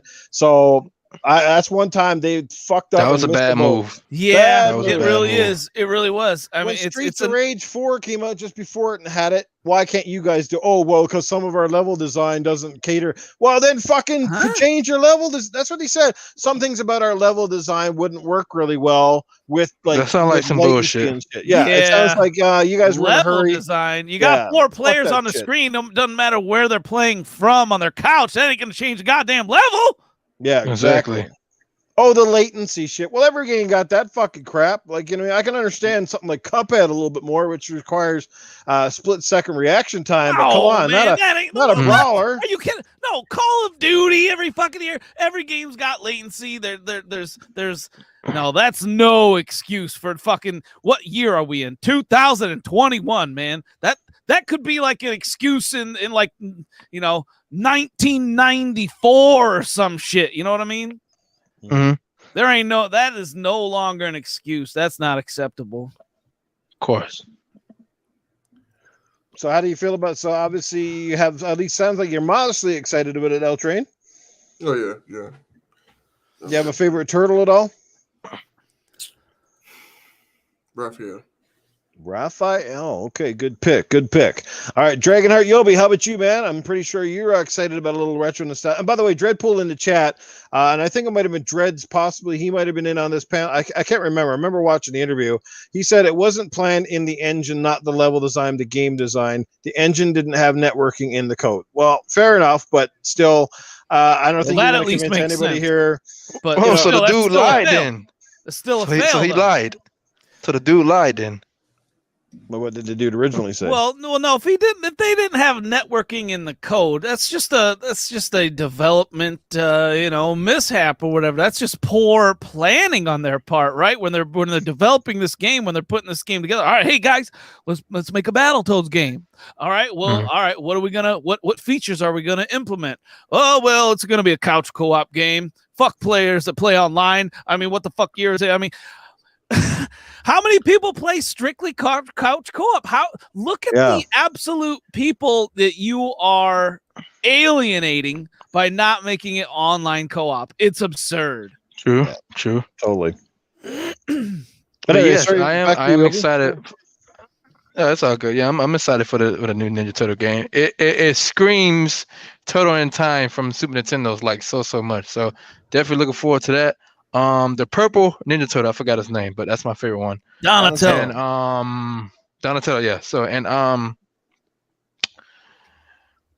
for the Battletoad, the whole network was in the code. That's funny because I saw Maximilian. He bought, I forgot what website he used, but he bought his own server. Now it's him and his boys playing Battletoads online. So I was like, oh wow. So if that can happen, it could easily, I won't say patch, go in there, fix the code, make it online. Because, dude, Battletoads came out, during the pandemic, right? Yeah, that's right. Everybody is home. You could have easily, everybody's home. Okay, maybe I'm going to play couch co-op with my nephew and my brother. They don't want to play this shit. Yep. They want to play Fortnite. And my brother my nephew want to play Fortnite. My brother is off doing whatever. They're not going to come around and play this shit with me. So... I honestly feel like they should put online co-op. It was perfect. I wanted to play with some of the guys online. It's like, oh, there's no online. I'm like, excuse me? It's like, no, there's not online. I might have bought it if it had. So why the hell? What? That's got to be a lesson learned. Man, That's dude, got to be a yeah, hard lesson learned. But for it's that in, it's in development. Game Pass. though, definitely, right? definitely, that's a lesson learned. Yep, Yeah, yes, it is. It's in Game Pass, so that's good on them for Game Pass. A lot of people tried it simply because of that fact. But like me, who's not into Game Pass, I probably would have dumped some money if I could have found a friend to play with. Like I said, I'm at the age in my life where I don't have somebody to come over and do couch co-op. So to me, again, huge missed opportunity. And like you said, Definitely. when you're making these games, or Titan, you said it. The first thing you do is you go into game plan. Like, okay, our fans would probably want that, yes or no? Yeah, exactly. Right? Yeah. And then you sit there and you do the code, and that game screams online play. Well, no, there should be like this fucking this this ground level necessities, right? And that's definitely one of them. True that. Let's square one. Let's start at square one. It's gotta have this. That should have been on that list. You know what I mean? Yeah, and if you can't do it, get a fucking developer who can. Well, you're saying it wasn't in the game code in the engine. So either they chose a bad engine to develop this game on, or they developed their own engine or something like that. It sounds like an engine problem, but either way, yeah, mistakes were made. Facts. Yeah. Period. Yeah, that's it. Streets Rage 4 had it, baby, and that was amazing. So I don't know. Streets Rage was fire. Oh, such a good sequel, man. Probably one of the most, perhaps one of the most overlooked games of last year. Definitely. Pick it up. If you love Genesis, you love Streets of Rage, throwback to the old days, but even better mechanics than the old days. Yeah, that's the fucking that game's fire, man. And that's what I hope this Shredder's Revenge kind of emulates as well, too. Like, because when I see this game, when I saw it, it just old school co-op, nostalgia filled. They got Bebop and Rocksteady in it, and those were my two favorite villains in Teenage Mutant Ninja Turtles when I was a kid. I remember. Do you remember all the action men, the figures? You know? Yeah. Fucking, I never got Bebop and Rocksteady. I was poor, man. I wanted them so bad. I got all the terrible turtles, my grandma would like get me a turtle for Christmas or something, and it was like, it's like, pull the head back and they kick or squeeze the legs and they punch, kind of thing. Like, man, this sucks. I want to fucking give me a Bebop and Rocksteady, man. Yeah, so L Train like Raphael. Yobi says you like Donatello. Who's yours, Titan? I didn't really have I could never pick one favorite out. I liked them all.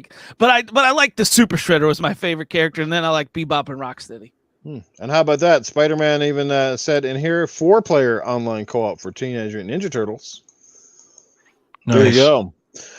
For me personally, it was Michelangelo, because I think he's kind of like me in terms of personality. He's kind of wacky and stuff like that. I always like the nunchucks. It was kind of always between Mikey and Leonardo, but Leonardo was a little too uptight for me, so I was kind of like Mikey, just because he was always, he was always the cool guy, the pizza man. You know what I mean? And I'll tell you what though. You're right. I'll tell you what though. As far as weapons go, Leonardo's got it hands down. I'll tell you what. Go into a battle, give me a couple swords. Fuck little size. Fuck little nunchucks and fuck a stick. All right. Fuck a stick.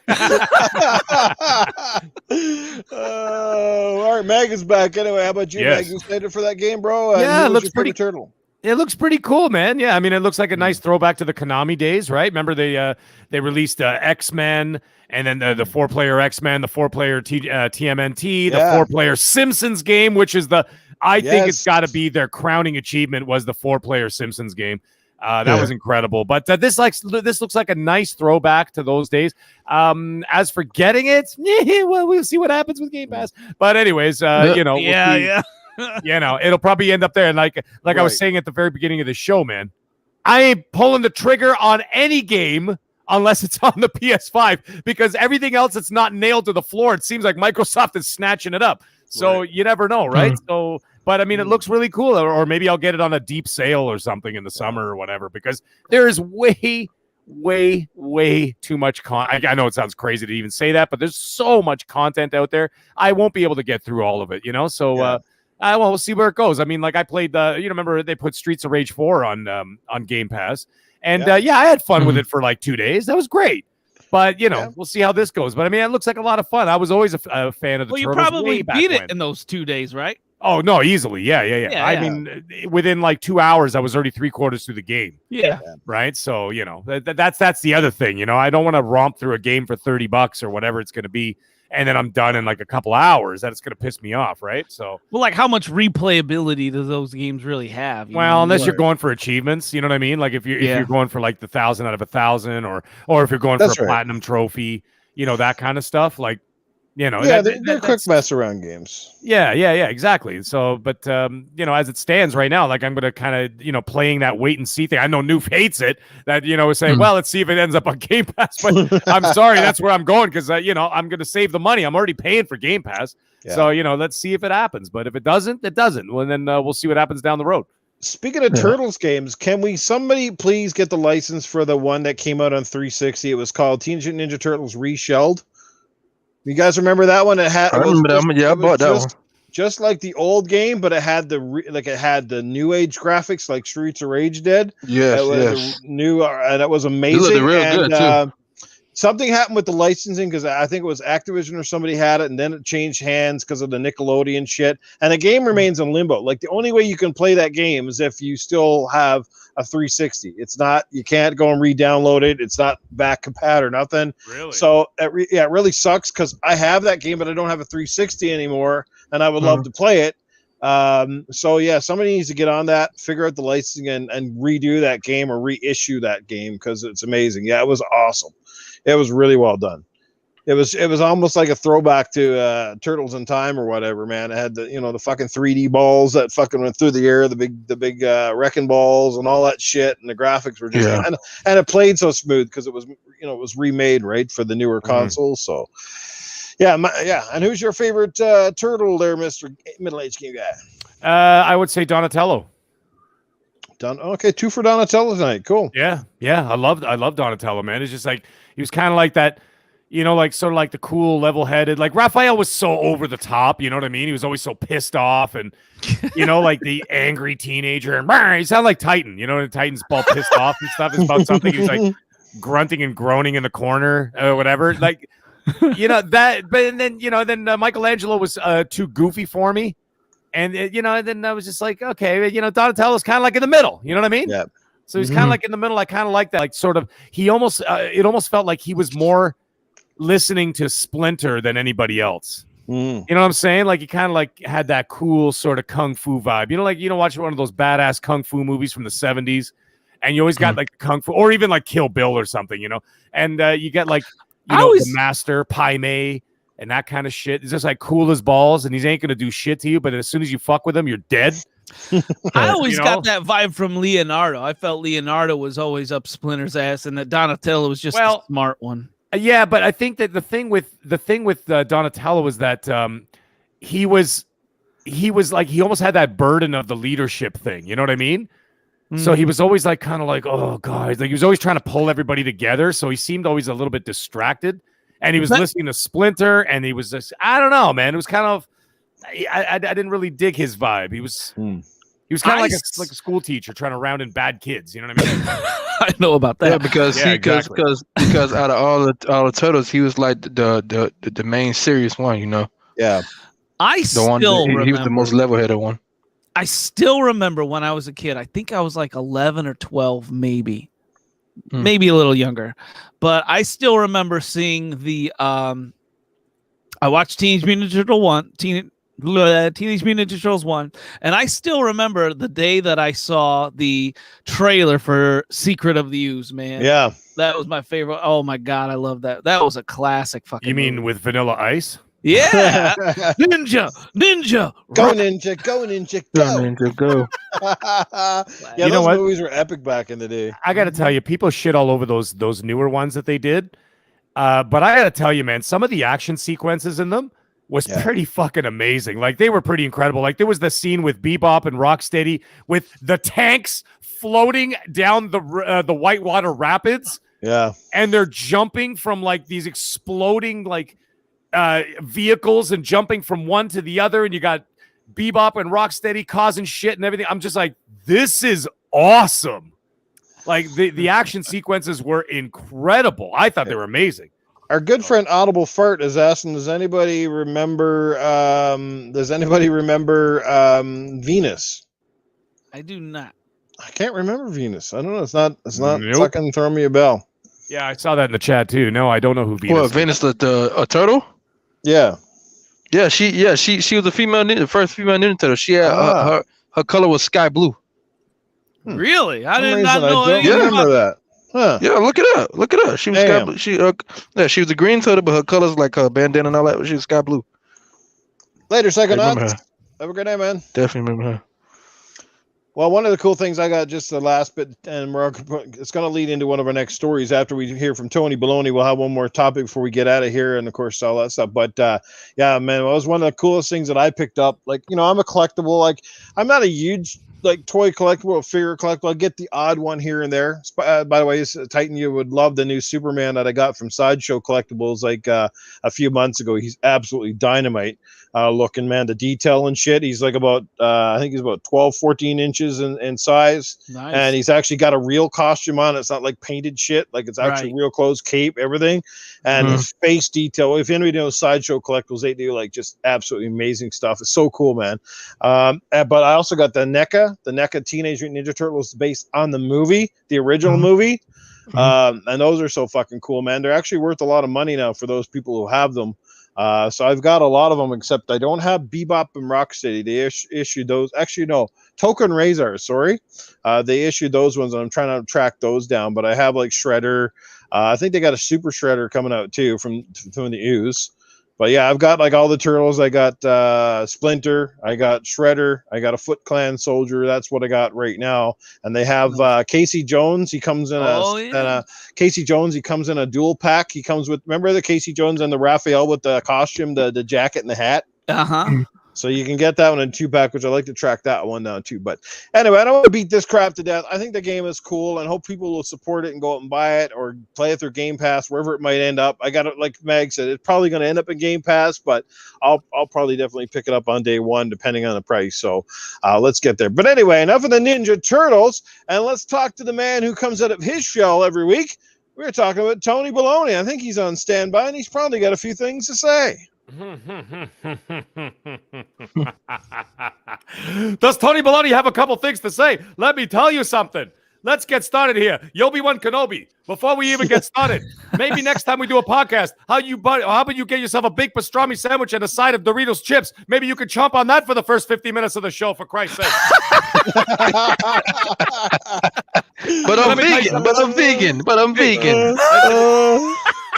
Let me tell you, hey, Titan, you're not off the hook either, buddy. Let me tell you something. No. I'm finding out that you're grabbing your balls when you're playing Smite. You know what I do when I'm playing Smite? I grab 2 fingers and stick them down my throat and vomit. That's what I do.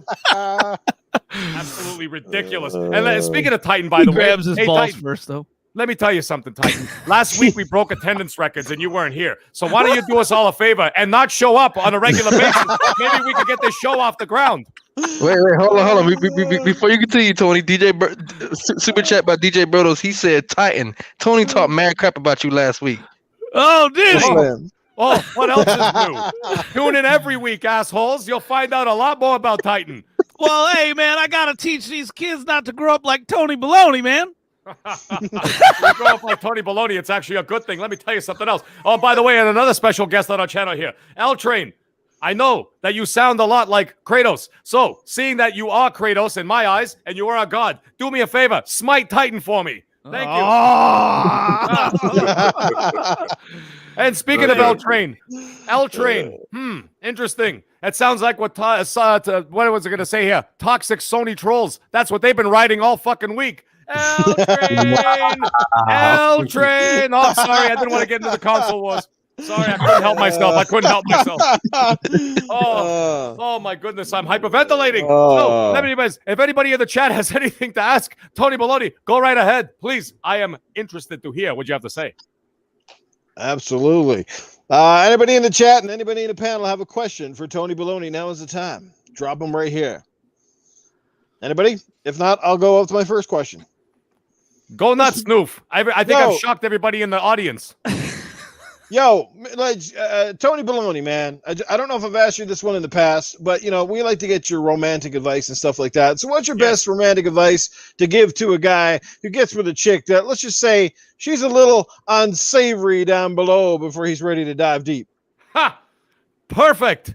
You know what? Keep it unsavory for one good reason. You know that no other guy is going to go down there, so you got it for yourself. The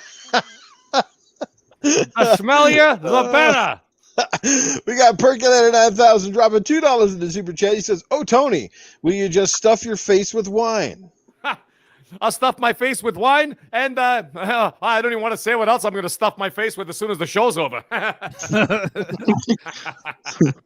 I can tell you one thing: there won't be any whining coming out of Chef Trouble. I'll tell you that much. Tony, where's your ass questions, buddy? Tony, what if I told you the real reason we had record numbers last week is because I tweeted out you weren't going to be on the show? What would you say about that? I know that these are slanderous lies. That's what I would know. Utterly ridiculous. Yes, as soon as I sent out a tweet myself as Tony Baloney and saying, guys, you better come into the show. Titan Drago's not here, so we'd have to listen to that dribble coming out of his fucking mouth. And my God, did the people come out. Phil Spencer showed up. Aaron Greenberg showed up. Even Mark Cerny showed up. Everybody came. They're like, oh my God, Titan's gone. Thank God. Let's go listen to the show finally. Well, I believe the Mark Cerny one, man. You know, it's also funny, too. Tony Baloney is, after the podcast was done and the replay the next day, I never had that sarcastic comment from that troll guy that always jumps in there. Hey, I did see you guys still got a down thumbs during the show, though. Oh, yeah, we did. Oh, guys, here we go. Looks like the doctor just sent in a super chat. I can't wait to hear this one. Oh, butt play coming in. The doctor dropping $5 in the super chat. Had my ex-girlfriend on the phone if she tried anal sex again. She said, "Do you really want to know the answer to that question? Should I have responded?" Oh. How the hell do you respond to something like that? You're going to have to, you know what? You're going to have to read me that question again because that was utterly ridiculous. Doctor, you were out of control, buddy. You might as well and put yourself into the emergency room. He said, "Had my ex-girlfriend on the phone. I'm guessing asked if she tried anal sex again. She said, do you really want to know the answer to that question? Should I have responded?" Let me tell you something. I think that your girlfriend should have no problem with anal sex because if I know something about you, doctor, I know that you have a small penis and it won't cause any discomfort to the woman at all. So I think it won't be much of an issue. I know it won't be much of an issue. So I think you should just, I think you should encourage it a little bit more. She probably won't even notice. You could probably do it when she's watching TV. Probably, you won't even see what's happening. And all of a sudden you're out of the room. She goes, "What the hell was that? Was that a mosquito bite?" That was the first freaking super chat that made me uncomfortable, man. Well, I feel sorry for you, doc. He's the kind of doctor that can make anybody feel uncomfortable. Last time I had a prostate exam with him, he had both hands on my shoulders.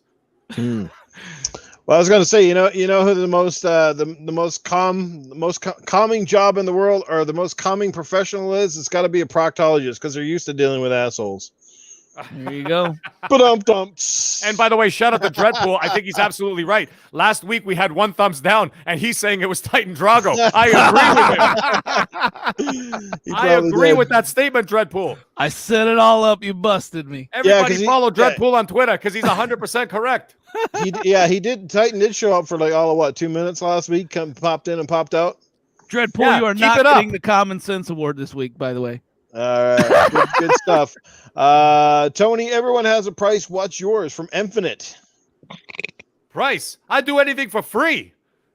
What are you, crazy? What price? You could sell me on anything. Just tell me what to do. They said, "Hey, you want to go kill that guy over there? We're going to dig a ditch and put him inside." Yeah, sure. I had nothing else going on that day. Let's just do it.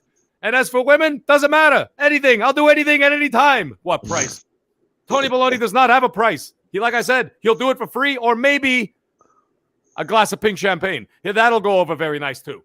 Hey, look, and after all this talk of thumbs down, we got one. Hey, Titan Drago, you've been busy, buddy. Thank you very much. Well, anyways, if there's no more super chats or anything coming in, Tony Baloney's going to sign off for the week. Guys, it's been wonderful. I can't wait to see you all next week. Till then, enjoy your St. Patrick's Day. Thumbs down because Titan stayed too long. Oh, fuck. You guys are awesome, man. And Tony Baloney always in fine form each and every week, smoking the pipe, drinking the juice. He'll be back ready next week, guys. Good stuff. All right. Tony destroyed me. He's destroying me so hard. I got created my own character I had to retaliate. I know. You will. I had to make up for lost time, man. It was like 2 weeks, right? So, you know. That's right. It'll be Titan's dragon. This is my dragon. I will blow fire on you. Oh, fuck, shit. All right, good stuff. Last before least we get out of here. This one just a small topic, but I thought it was kind of cool. We're so used to this day and age of watching business after business close its doors, fold up, and go out. But it looks like there is a business owner or a company planning to step in and basically bring out the Toys R Us franchise, which basically died in the state. I think there's a couple of them left going up here in Canada because the Canadian division up here, I guess, runs things differently or perhaps had less losses. I don't know. But either which way, I think it's cool. Like I said, in a day and age where everything's going online and everybody's shutting the doors, to have somebody say, you know what, we're going to step back in and bring back this iconic retail outlet that many of us have very fond memories of as kids. So how do you guys feel about that? Do you have any particular great memories of Toys R Us and all that stuff? And perhaps how would you like to see a revamped store come back? And let's start with our guests. Yoby or L Train, you want to take the floor on this, or do you want to take the pass bucket? I'm excited, to be honest with you. I remember having fond memories of going in Toys R Us, seeing all the toys and asking for it and not getting shit. But I remember just the feeling of having somewhere for me as a kid. Because my personal view, I think kids are growing up too goddamn fast, and because of social media and everything is now, and digital, it's like you don't get the chance to just sit back and actually enjoy some shit for what it is right in front of you. Like, okay, when you're at a concert, the average person gonna take their phone now instead of just absorbing and enjoying the moment. And I think if Toys R Us was to open back up and people bring their kids, they could be in the moment and enjoying being a kid. None of that forced shit. You know, you see some toys, play with that. Get off the fucking game. As much as I love the game, get off the game, play with some toys, man. Enjoy being a kid, you know, because I'm positive kids online talk more shit than we do. Yeah, it's about the imagination, right? It encourages imagination and stuff like that. Worlds of Wonder, absolutely. What was sort of like a toy you remember, maybe a toy you always wanted, but like, you know, something that you kind of always gravitated to a section of the store, whether it's a certain part, like maybe the G.I. Joe or different kind of things. Like maybe what was kind of like your hotness when you were at your kid's age? I love the action figures. To particular ones, I know WWE figures were big at one point. Like we all probably have different eras because I'm sure there's a little age difference in all of us here. But something that stood out to you, something that you really liked. I've always been in anime, so I always had like the Goku and like the Street Fighter figures and stuff. Like I was into that. Nice. I did have a couple of WWF, you know, action figures like The Rock and Mankind and stuff and Stone Cold, but what got me giddy was like when I seen like my favorite anime characters and Street Fighter and stuff like that. That's nice. And X-Men for sure. I seen somebody say X-Men in the chat. So yeah, I was excited about X-Men. Nice, good stuff. How about you, Yoby? Any particular memories stick out to you, and how excited are you to know that maybe Toys R Us comes back here? Man, fun. Can you guys hear me? Yeah, man. Oh yeah. All right, fun memories, man. All right, my latest fun memory of before all this shit happened with Toys R Us, I can happily say that when the Xbox One came out, I'll say 4 months after it came out, I got my Xbox One from Toys R Us. So I'm extremely proud of that because I made it my mission. Like, you know what? I haven't bought another Toys R Us in a long time. I'm gonna buy my Xbox One from Toys R Us, and goddamn it, I did. Fun movies, man. Like, bro, the kid in me was screaming. It was like, no, I have to. It's only right because that was the first ever toy store I ever went to when I was a kid, and the toys I always gravitated to was the Power Ranger toys. Every second that I was in Toys R Us, I always gravitated to a Power Ranger. And also, I love the fact that... What the fuck words did you just say? Say that again? Power Ranger. Power Rangers what? Toys. Those were the words you just... Man, my God. Was I the only one that hear that all fucked up?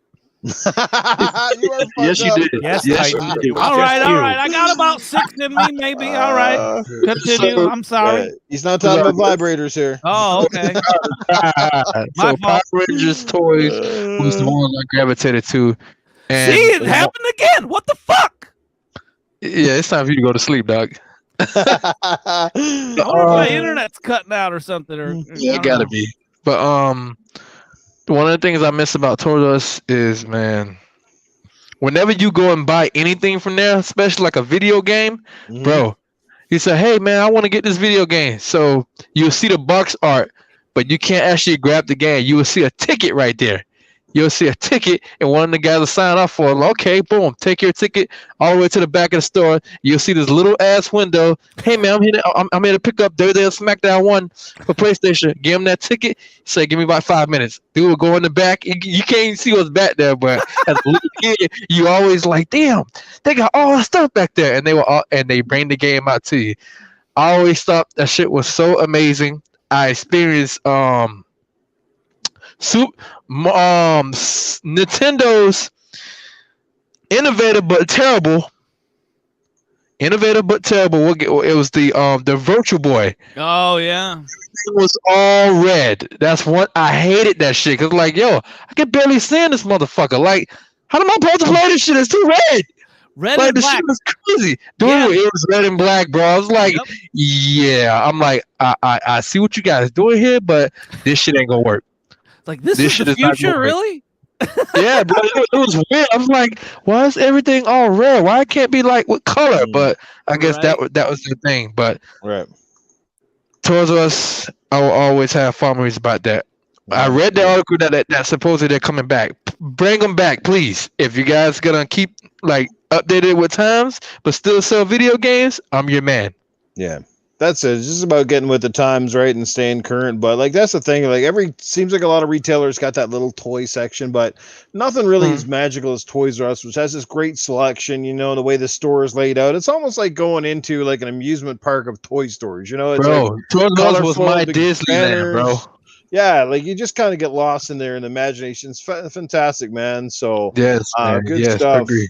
Good stuff. All right, let's get Mag and Titan in here before we do our outros and let L Train shine with some impressions. Mag, obviously, how did you feel at Toys R Us? I don't know how much you frequent them. Obviously, they weren't as big of a thing up in Canada for a long period of time as they were in the US. But how did you feel about this? And does it bring a smile to your face to know they just might come back?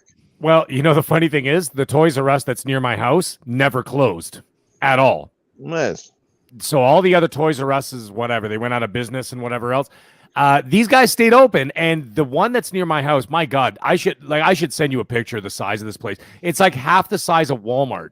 It is monstrous. It's almost like a toy. It's a Toys R Us. It's a Toddlers R Us as well. So they have a whole separate like semi-attached building with all the newborn stuff, and then they got a warehouse in the back.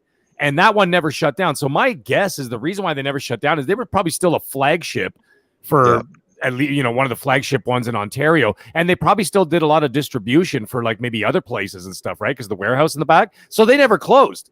So they've been open the whole time. So when I saw like people with, what was it, like a year ago, 2 years ago, whatever, when they shut down, and I was like, okay, the one near my house is open. And it's got all the same stuff. But I got to tell you, man, Toys R Us as a kid, though, it was like an enigma because my parents would never, like, they would try to avoid taking us there. You know what I mean? Because they knew that once we were in there, we had to come out with something. And I mean, keep in mind, this was the 80s, right? So in the 80s, I was big on G.I. Joe, Transformers, and of course, the LJN WWF wrestlers. Remember those? The big rubber ones? Yeah. And those things were dope, man. I love those ones. Somebody else. Yeah, oh my God, they were amazing. And like, and the thing is, when you went to a regular store, like you went to like the Bay or something, well, Noof, you know what the Bay is, whatever, and some of these other stores and whatnot, they would only have like a small selection in their toy section, right? So let's say like you get like the wrestlers, okay, the LJN wrestling figures. You would get like Hulk Hogan, Andre the Giant, King Kong Bundy, and like, I don't know, maybe somebody else, maybe like, I don't know, like the Iron Sheik or something. Then you go to Toys R Us, And then you're like, what the hell is this? And they had everybody. They had like the Junkyard Dog. They had the British Bulldogs. They had Jimmy they had Jimmy Superfly Snuka, Hogan, Hogan in the red shirt, Rowdy Piper. They had everybody. And then when it came to Transformers, you would get like 3 of them at like another store. You go to Toys R Us, they had all of them. And it was just like, it was like a child, like your head would explode when you go to that section. You're like, oh my God, there's a whole section just with this. And that's why my parents hated taking us there. And stuff on display, because, right? You know, because they're just sitting there going, oh my God, they're going to want everything. You know, and it's funny now that I'm a dad. You know what I'm saying? Now that I'm a dad and I got 2 kids, now I go through the same shit, right? We go to the store and they're grabbing everything. Daddy, we're getting this. Daddy, we're getting that. And I'm like, no. I go, Daddy ain't getting shit. Put it out of the cart. When you went to Toys R Us, it was as close as you could get to being at Santa's workshop as a kid. You know what I mean, dude? It was incredible. It was like a strip club for like children, so to speak. You know what I mean? Like you go to the strip club and you see like a plethora of everything you want from all races and genders, and you're like, oh, this is great. I got the whole buffet of women here. And then it was the same thing. Like as a child, you go into like Toys R Us and you're like, you know, you just like you see everything that you've ever wanted in one building. It was unbelievable, you know. So, anyways, like I said, the dream hasn't died over here in Toronto because it's still open and it's flourishing, man. Wow. Like, every time you drive by, the place is fucking busy, man. You sure you weren't visiting Vaginas R Us? Yeah. Oh, wow.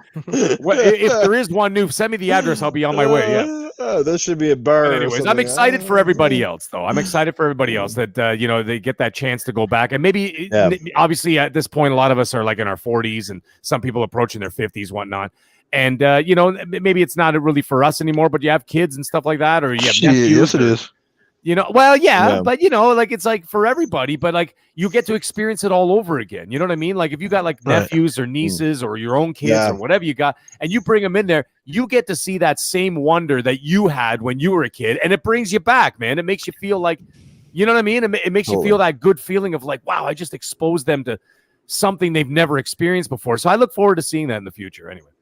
You know, I just got 2 little quick things for this. My first thing I gotta is directed towards L Train. L Train, I gotta ask you, man. How many people believed you were a kid when you walked in at like 6 foot tall at 7 years old? How many people believed you were a kid, man? You know what I'm saying? I was above average height. I didn't have a real bad big growth spurt until I was in high school. So I was pretty average. Mm-hmm. But nice. and my second thing is, you know, I wish him luck because I know Noof does as well, you know, and someone tell Toys R Us about Newfonomics. I guarantee when they hear about Newfonomics, they're going to build one right down the street from Noof. We may never have to hear from him again. That is true. Doggy Dog bringing back some old school in the chat. Bought my Sega CD there. There's one, a trip down memory lane. Yeah. Shout out to Cool Cat Terry is in the house. So what's going on, Cool Cat? Welcome to the podcast and the panel or the chat. Glad you could be here. Don't forget the super chat. Awesome. We do have a super chat from a very super guy. Mr. L Train drops $4.99 in there. Says, thanks for having me. I truly enjoyed being on this with this dope community and awesome convey. Much love. Well, we appreciate it, L Train, and you are a panel member. You didn't have to drop a super chat. You meant to say convo, not convey. Convo. Yes, but we got you. We got you, brother. But thank you so much for that, I just wanted to show some support because, I mean, y'all could have not had me. I'm not no big name or nothing. So I thought that everybody, was dope, and brother, everybody's a big name when you come on this show. Real shit, yeah. Everybody's a big name here, bro. Only the special ones, my man. Yep, that's right. I invite the good cats to come on here. The good guys. Yeah, the good guys. I don't bring the haters and the masturbators and all the flip floppers and fucking showstoppers. Kind of weird. Yes, it would be kind of weird, eh?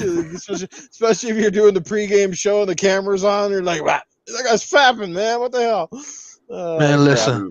Before you wrap, man. Before we wrap all this up, I just want to say, Toys R Us supplied me with one of the greatest Christmas I ever had. Nice. Yo, Noof, my dad said, yo, when I was little, he's like, yo, what do you want for Christmas? Write it down on a piece of paper. It's like, are you sure? He's like, yeah, front and back. I'm like, front and back. You don't know what you just did, dude. I feel every single line of that, bro. I feel every single line of that fucking paper, front and back. Christmas morning, bro. The trees that our Christmas tree was like, bro. It's like all the presents couldn't even fit under the damn Christmas tree. It was like, dude, he built it was like a fucking tower, bro. Like the tower was so damn big, it was bigger than the tree itself. So every single item I put on that paper, I got every single damn item, bro. It was insane. I think I got like 16 N64 games. I got like all the Power Rangers toys. I got a Game Shark. I got WCW. Real quick, Yobi. Tell your dad to put my ass on. I'm trying to make some money. What's good? Oh man, bro, like bro, man, bro, I had like 11 N64 games. I had a Game Shark. I had SNES games, bro. He got me WCW versus NWO Revenge, and he got me WrestleMania 2000. Oh my god. It was the best. It was the best Christmas ever, eh? Oh yeah, best Christmas ever, man. It was crazy. Man. It was crazy. It was crazy. Wow, I love hearing those cool, stories, man. That is awesome. Yeah. Dad definitely got gave me there because that was the best Christmas I ever had in my life. That shit was crazy. Yeah, absolutely. That's nuts. When there's that many gifts, you don't know where to start and where to end, and the paper's fucking all over the place. Listen. I was playing with the toy once, and I put it down. I jumped on the Super Nintendo, put that down, and I jumped on the N64, put that down, went and rode my bike outside, went back in there, and it was the best Christmas ever, bro. Best Christmas ever. And your dad went, shit, fucking kid's got ADD. He's like, yo, slow it down one at a time. I'm like, man, listen, it's Christmas. I ain't trying to handle that. It was crazy. Nice. All right. Any final thoughts? That's where Yobi got peace, love, life from. I think so. That's another story for another day. It gets dark, but that's definitely another dark but beautiful story for another day. I'll definitely keep you guys posted on that. All right. Before we get to the outros, as promised, like I said, we got L Train on here. Like I said, he's the master of doing some fantastic impressions. He gave us a little sampling earlier. Obviously, one of the big ones he's been doing recently has been Kratos. He nails it really, really well. Doing the impression that what's his name, Christopher. What's his name? Does Christopher Judge? Yes, did. So go ahead, man. The floor is yours. Let everybody, whatever you want to shout out there, whatever you feel like putting out there for people. Now is the time to listen to you right here. Real quick, I love impressions. That's been something I've been doing my whole entire life. But as an actual voice actor, the best thing to me is when you give me a blank sheet of paper and it has some words and I get to create life. That's when I came up with characters like General Jack. That's mine. I didn't copy that from anybody. So I don't want people to think that that's all I do. I'm a voice actor, and that's my niche. I just do voice impressions because they're fun. So I wanted to put that out there. Good. Of course, you have the Kratos boy, whatever. That's what everybody likes to hear. A lot of people don't know that I had fun doing Cleveland Brown. Hey everybody, it's me, Cleveland Brown. That's fucking legendary. If anybody watched Dragon Ball Z, I do Majin Buu. Boo don't like you. Boo hate you. Boo angry. I also do Bobbity. Majin Buu, what are you doing, Majin Buu? Yo. I've been working on Master Roshi. Master Roshi, now look here, Goku. I want you. Kame. Just like him. Also did Marvin the Martian. Got respect from Bob Bergen, which is one of the voices for him. Wait, you said Marvin the Martian? Yes, I'm talking about Marvin the Martian. I'm going to blow up the earth. Go skaboom. Well, hold on. I'm Marvin the Martian, and I want to make the Earth go kaboom. I need my space modulator. Space modulator?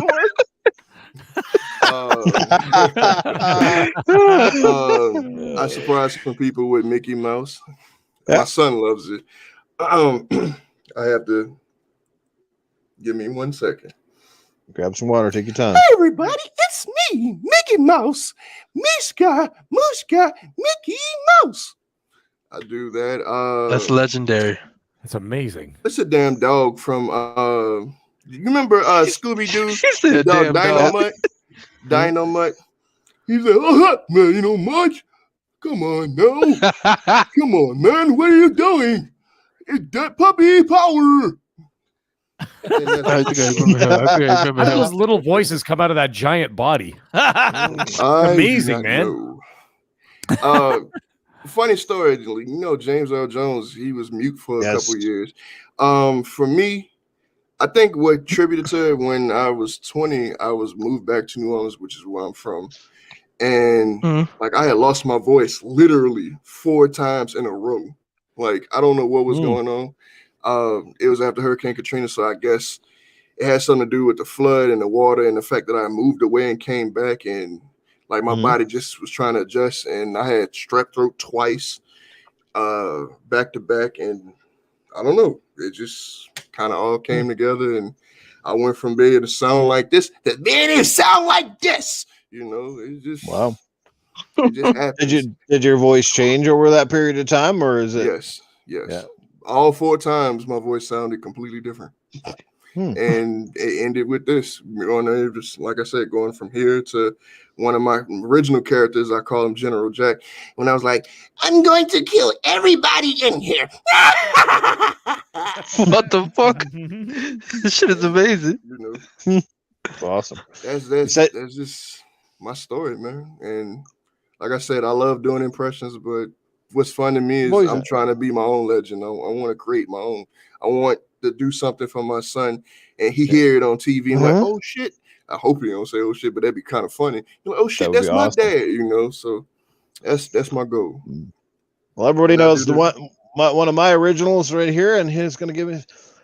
Well, hey, Fiddly Diddly, guys, Cletus Dunmore here. How's it going, little train? I've been listening to you all night long, son, and I tell you, boy, you're the real deal, son. Yes, sir. I tell you, you make my pigs and shit happy out there right now. But I will wish you all the best. I say, just get on it, man. You just stay true to yourself and make sure that you're getting your name out there, and you just gotta keep doing it. That's what I do every day. I does it and I does it, and that's what I do. You know how I'm saying. Anyway, I'm a little drunk tonight, but I just wanted to say you're awesome and you do great impressions. I love that Cleveland because I love that Family Guy show. They got so many cool characters on there. Herbert the Pervert and all that. Well, he like my hero. You like Yeah. Come down here and get 5 seconds in the cellar. Oh my But I appreciate that, man. Thank you for giving me a little time to shine and tell a little bit of my story. Hope somebody got a laugh and maybe inspire somebody to pursue their dream and their goal or whatever. Because y'all know, at my core, it's always been about motivating people and encouraging people more than anything. I don't think it's necessarily motivation. I think it's just to encourage somebody. If you have a dream, if you have a goal, that's something you want in life. Maybe it's fitness, because I'm heavy into fitness too. Man, just go get that shit. Like, we have one opportunity at this life. Don't fuck it up and waste it. And I think that's what I want somebody to get from my story more than anything. Fuck the voices, fuck all that. Just see that, hey, this guy named L Train says I can do it. Damn it, I'm gonna do it. That's it. Love it, man. Love the positivities. Well, I wanted to bring you on here and said, like, you've I've seen various videos and things that you've done over the past few years and stuff like that. Like I said, and I appreciate that. I wanted to bring you on here. Like I said, I think you have enormous talent. Hopefully, like I said, it goes different places. Again, we're all about supporting each other. That's what I said. You said I'm not a big name. It doesn't matter. I'm not one of those guys. I'm not a host of a podcast. Like, the community knows me. Yoby will tell you, I'm not one of those guys that, as soon as I see a few numbers, I forget where I come from, and I ignore the people, and I ignore the people that got me here. You know, I'm very grateful for these small opportunities, because we know that sometimes a small opportunity leads to big things. And I'm not here to make money. I'm not here to make a living. I do this for fun. I love talking games. I love hanging out with Mag and Titan. This shit is awesome. And I love the community. The people that come out in our chat, they're one of a kind. They're special people in their own right. Some do their own podcast, some just support, but it's fantastic, man. I'm glad to be a part of it. Glad you could be a part of this with us. That's what it's all about, man. It's all about supporting. One more thing, I wanted to shout out to all you guys, because I really enjoyed myself. And shout out to your community, because your community to me says a lot. When you have a collective amount of people that admire what you do, and I've been reading. I'm actually looking at the chat now, and I've seen nothing but just love and admiration and just dope ass energy, and that says a lot for all three of you guys. So good shit. Like I'm proud of you, and hats off to you guys. Keep doing your thing. Well, I'm glad you picked up on that, because we've been saying that all along, right, Meg? Hell yeah, man. Thank you, man. Appreciate it. Problem, yeah. All right. Yobi know what's up. I love to show love. It's some people fear it because I guess it'll take away from them, but I'm like, we all can eat out here. There's enough opportunity for everybody. There's nothing wrong with giving somebody their flowers while they can still smell them, and let them know, hey, you're doing a good thing. Keep doing your damn thing. Yeah, there's a lot of hate. There's a lot of, you know, we're in a tough time right now. There's a lot of hate and stuff in this world, and to have positivity out there. And like I said, it's 2 hours of our time. Like I said, sometimes, you know, me and Titan Mag, we see those comments in the chat. Your podcast had me cracking up. I really needed it. I'm going through a tough time. It was a great distraction for a couple hours. But that's the best thing you can ask for. It's the best compliment that you made somebody's day, even for a brief minute at a time, even though what we consider this is bullshit, but it's, you know, it's fun. It's amazing. And I'm glad to have you guys here. Like, Yobi is an amazing part of this community. Peace, love, life. Like, you know, he's coined that shit. He's out there every day, you know, and he's a big part of the gaming community. And he's a regular now, on Retro Renegades. I think you come over there. So that's good that you're with those guys. A great crew over there on that podcast. So, yeah. All right, let's let everybody get out of here, guys. So let's start with our guest before we get to the panel. L Train, obviously, I'll start with you. Let people know where they can, you know, check if you have a channel, if you on Twitter. A lot of people don't know you, so this is a chance for you to let them know where they can catch up with you and how they can continue to support what you're doing. You can find me on Instagram and Twitter, both at _L Train. My name is in the screen. I commented it. I commented super chat, not for anything, but you can find me on here too at L Train. It's not hard. I'm always open, DM open. I always want to inspire people and have dope ass conversations. So that's how you can find me. Perfect. Dragon Heart Yoby, where can people catch up with you and the content you've been bringing down, sir? Yeah, you guys can catch me at Dragon Heart Yoby on Twitter, Dragon Heart Yoby on Instagram, Dragon Heart Yoby on PlayStation Network, and D Heart Yoby on Xbox Live. And a lot of people think peace, love, life is just a hashtag. If you don't mind, I would like to break it down for you, just a little short and sweet. Peace, love, life is more than a hashtag. Peace, love, life is my lifestyle. It's my brand. It's my love, my joy, my passion, my baby. Peace, love, life. I discovered that during a time where I'll say that it's like the beginning roots of my depression, but that didn't take form, the whole depression shit, till like I'll say a couple years later. And I finally came out of my depression fully. I think 2019, 2019, I fully came out of my depression. And during that, back then, peace, love, life was born. And to the point, I got that shit tatted. I got to add a tattoo on my right arm. So peace, love, life is life. Peace, love, life is energy. It's positive. It's 95% positive energy. And the 5% is negative energy. Why? Because those two coincide with each other. That's what makes me human. Dragon Heart is basically mind, body, and soul. That's Dragon Heart is the name of my soul that's within me. That keeps me grounded. That keeps me from slipping away, going off doing stupid shit. Yobi is the name I created because that's my identity. I never liked the name I was born with anyway. So I want to kick my dad's ass for that, but that's neither here and there. That's neither here and there. But at least you had that one good Christmas, though. Oh, you damn right, you damn right. So, right. So yeah. So because at first I came on the scene as Yoby, but then Dragon Heart, I found that to be coinciding with Peace, Love, Life. So Dragon Heart is basically. I'll say Dragon Heart is basically the offspring of Peace, Love, Life. So it all coincides together. That's why I always yell out Peace, Love, Life, because someone could be going through something real fucked up. If anybody's going through anything fucked up, anybody in the chat, if you're going through anything that's fucked up, go on Twitter, look up the hashtag Peace, Love, Life, and look at all of the information I put out for you. Guarantee any of those information, whether it be a tweet or a video, it's gonna make your day, or it's gonna wake something up inside of you to say, you know what, fuck this shit. I'm never giving up. That's what it's all about. Don't ever give up. Don't never let nobody in this life tell you you can't do nothing, because you can. You are special. It's what makes you you. You are different from everybody. And next thing you know, my tweet or that video can change your life, and it can basically make you awaken the beast that's inside of you to go hard and to figure out who you are. So never forget that. Peace, love, life. That's exactly what it is. Amen. Well said, brother. Well said. Bravo to that. And there you go. Man, has anybody seen this like to down thumb ratio? This is insane. Holy mackerel. Wow. That's People crazy. obviously liking the podcast. Yes, indeed. It's not like some of those where you see a 50-50 split. And by the way, Mag, it's a pleasure to meet you, my brother. Oh, it was a pleasure to meet you too. And L Train, of course. Now that we're actually on the air. Bro, you know we go back, brother. Yeah, right. You're always Yoby Dren to me, man. Always, bro. Always. Always, brother. I love on my side. Well, let's let the panel get out of here. I know that it's getting late on the East Coast. We'll start with the middle-aged game guy. Let people know where they can check out what you're doing, brother. Like I said, you've been exploding, so let people know where the next bombs are dropping. Well, you can always follow me on Twitter at the middle-aged game guy. That's with a GY at the end, of course.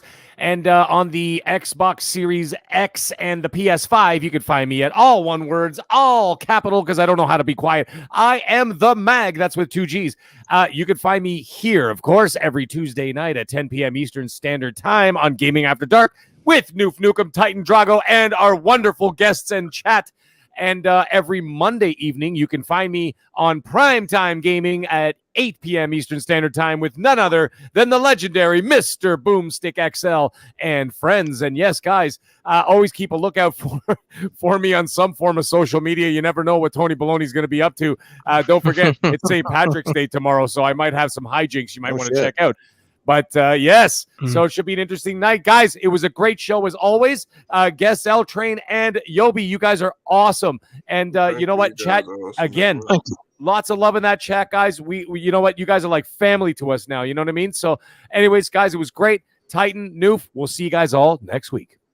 All right. And last but not least, the man that brings the common back to sense, Titan Drago. Let people know where they can find you, and perhaps who gets your common back to sense award this week.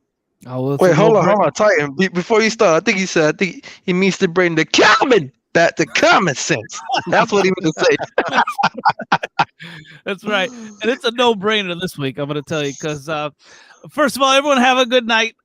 You can find me at everything at Titan Drago. Thanks, L Train, for sharing your skills with us. I appreciate that. And Yoby, you've always been one of my favorite people on Twitter because of your peace, love, and life mantra, and I love it, man. And thank you. Absolutely, man.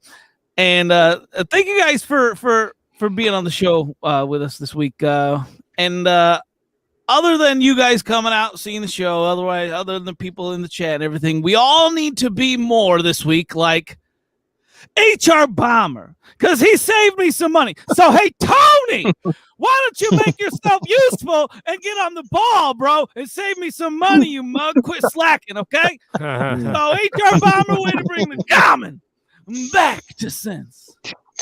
Awesome show. All right, guys, and you know where it's Noof Nukem. You know where to find me. Always in the gutter, but yes, right back here on Tuesday evening with these fine cast of characters. I guarantee you we'll be having Dragon Heart Yoby and L Train back in the future. As long as these awesome gents will be happy to come back and do this again with us. It'll be a lot of fun indeed. Always, man. I'll be back indeed. All righty. Hopefully If you don't, next I time wouldn't. I I have wouldn't some good blame you. news for you guys. Well, we hope so. We hope so. And we wish you all the best, man, regardless. Because like I said, guys, you know where to find me. So I'm planning to hopefully do another community game night this Saturday. Would like to hear some suggestions from the community. I haven't got the games picked out. Last Saturday was a little bit dismal. I tried a few new things. We didn't get a great turnout, but we did have a lot of fun for those guys who did come out, like Crazy Greek Dude and a few others that did come out and join us. So last weekend I did what was it, Ghost Recon Wildlands, and after that we played some Call of Duty Infinite, and then we branched off to play a little bit. I think it was Gears of War High Busters after that, because again we had a smaller turnout. But you know what, like I said, whether it's 5 people, 10 people, or 12 people, we always have a good time. So send me your suggestions for community games you'd like to play. Hopefully we can boost those numbers up on Saturday nights. And as well, if you haven't heard this yet, starting the first Sunday of the month of May, I will have a new podcast coming out. I have a selected panel. I think there are 6 of us on that panel. Very few people, if anyone, know about this yet. I'm keeping it in secret. I wanted to stay a secret till we go live to air, but the show is going to be called Good Morning Xbox. And it's going to be a lot of fun. It's going to be a PG rated type of podcast. So the No Chills Noof Nukem will be sort of dampered quite a bit. I want to have a podcast that both young and old could come out and enjoy. It'll have a lot of different segments. A new cast of characters on the panel. Very few of them I don't think have been in the podcast things. So that's kind of cool. There are a couple that you might be familiar with a little bit. But yeah, it's gonna be good. So gaming before dark. That would have been fun. I should have done that one. Yeah. Sundays with Nerfed Nukem. No, Primal's not back. I don't think I could ever be PG if Primal came back, but it would be fun though. But anyway, guys, yeah, look forward to that. It's going to be a good time. It's going to be early on Sundays, which means not only can I bring in a variety of guests and stuff as well, because the time zone should work out for people. So guaranteed, I'm sure you'll see my co-hosts from here join me from time to time. Maybe Yoby or maybe L Train, whoever it might be. We will have some guests. Yeah, I know some of the PG. What the fuck? But hey, I can still be funny without being raunchy. So don't worry. There's more sides than If Nukem than the one that you constantly get here on Tuesday nights. But anyway, yeah. So keep that in mind. Community game night as well, and we'll see you back here again next Tuesday night. Been a great show. Thanks everybody for coming out, and we'll see you again. Cyber Gunter, catch you later, man. Maybe we'll see you online, play a game soon. Iceman, same deal, brother. Catch up with you soon. Psychonaut, Spider-Man, Timothy Dixon, Crazy Greek Dude, Blue Moon, Princess Zelda. The list goes on. I followed you on Twitter, my friend. Hell yeah, brother.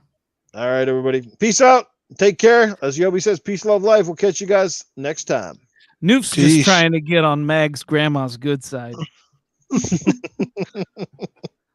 didn't realize. Hey, gentlemen, guys, I gotta go. My phone's about to die. Yeah. But it was a real pleasure being on. Oh crap! Hell yeah, man. Appreciate y'all having me for real. It's good to have you here, man. Thanks for coming out. Like I said, I know it was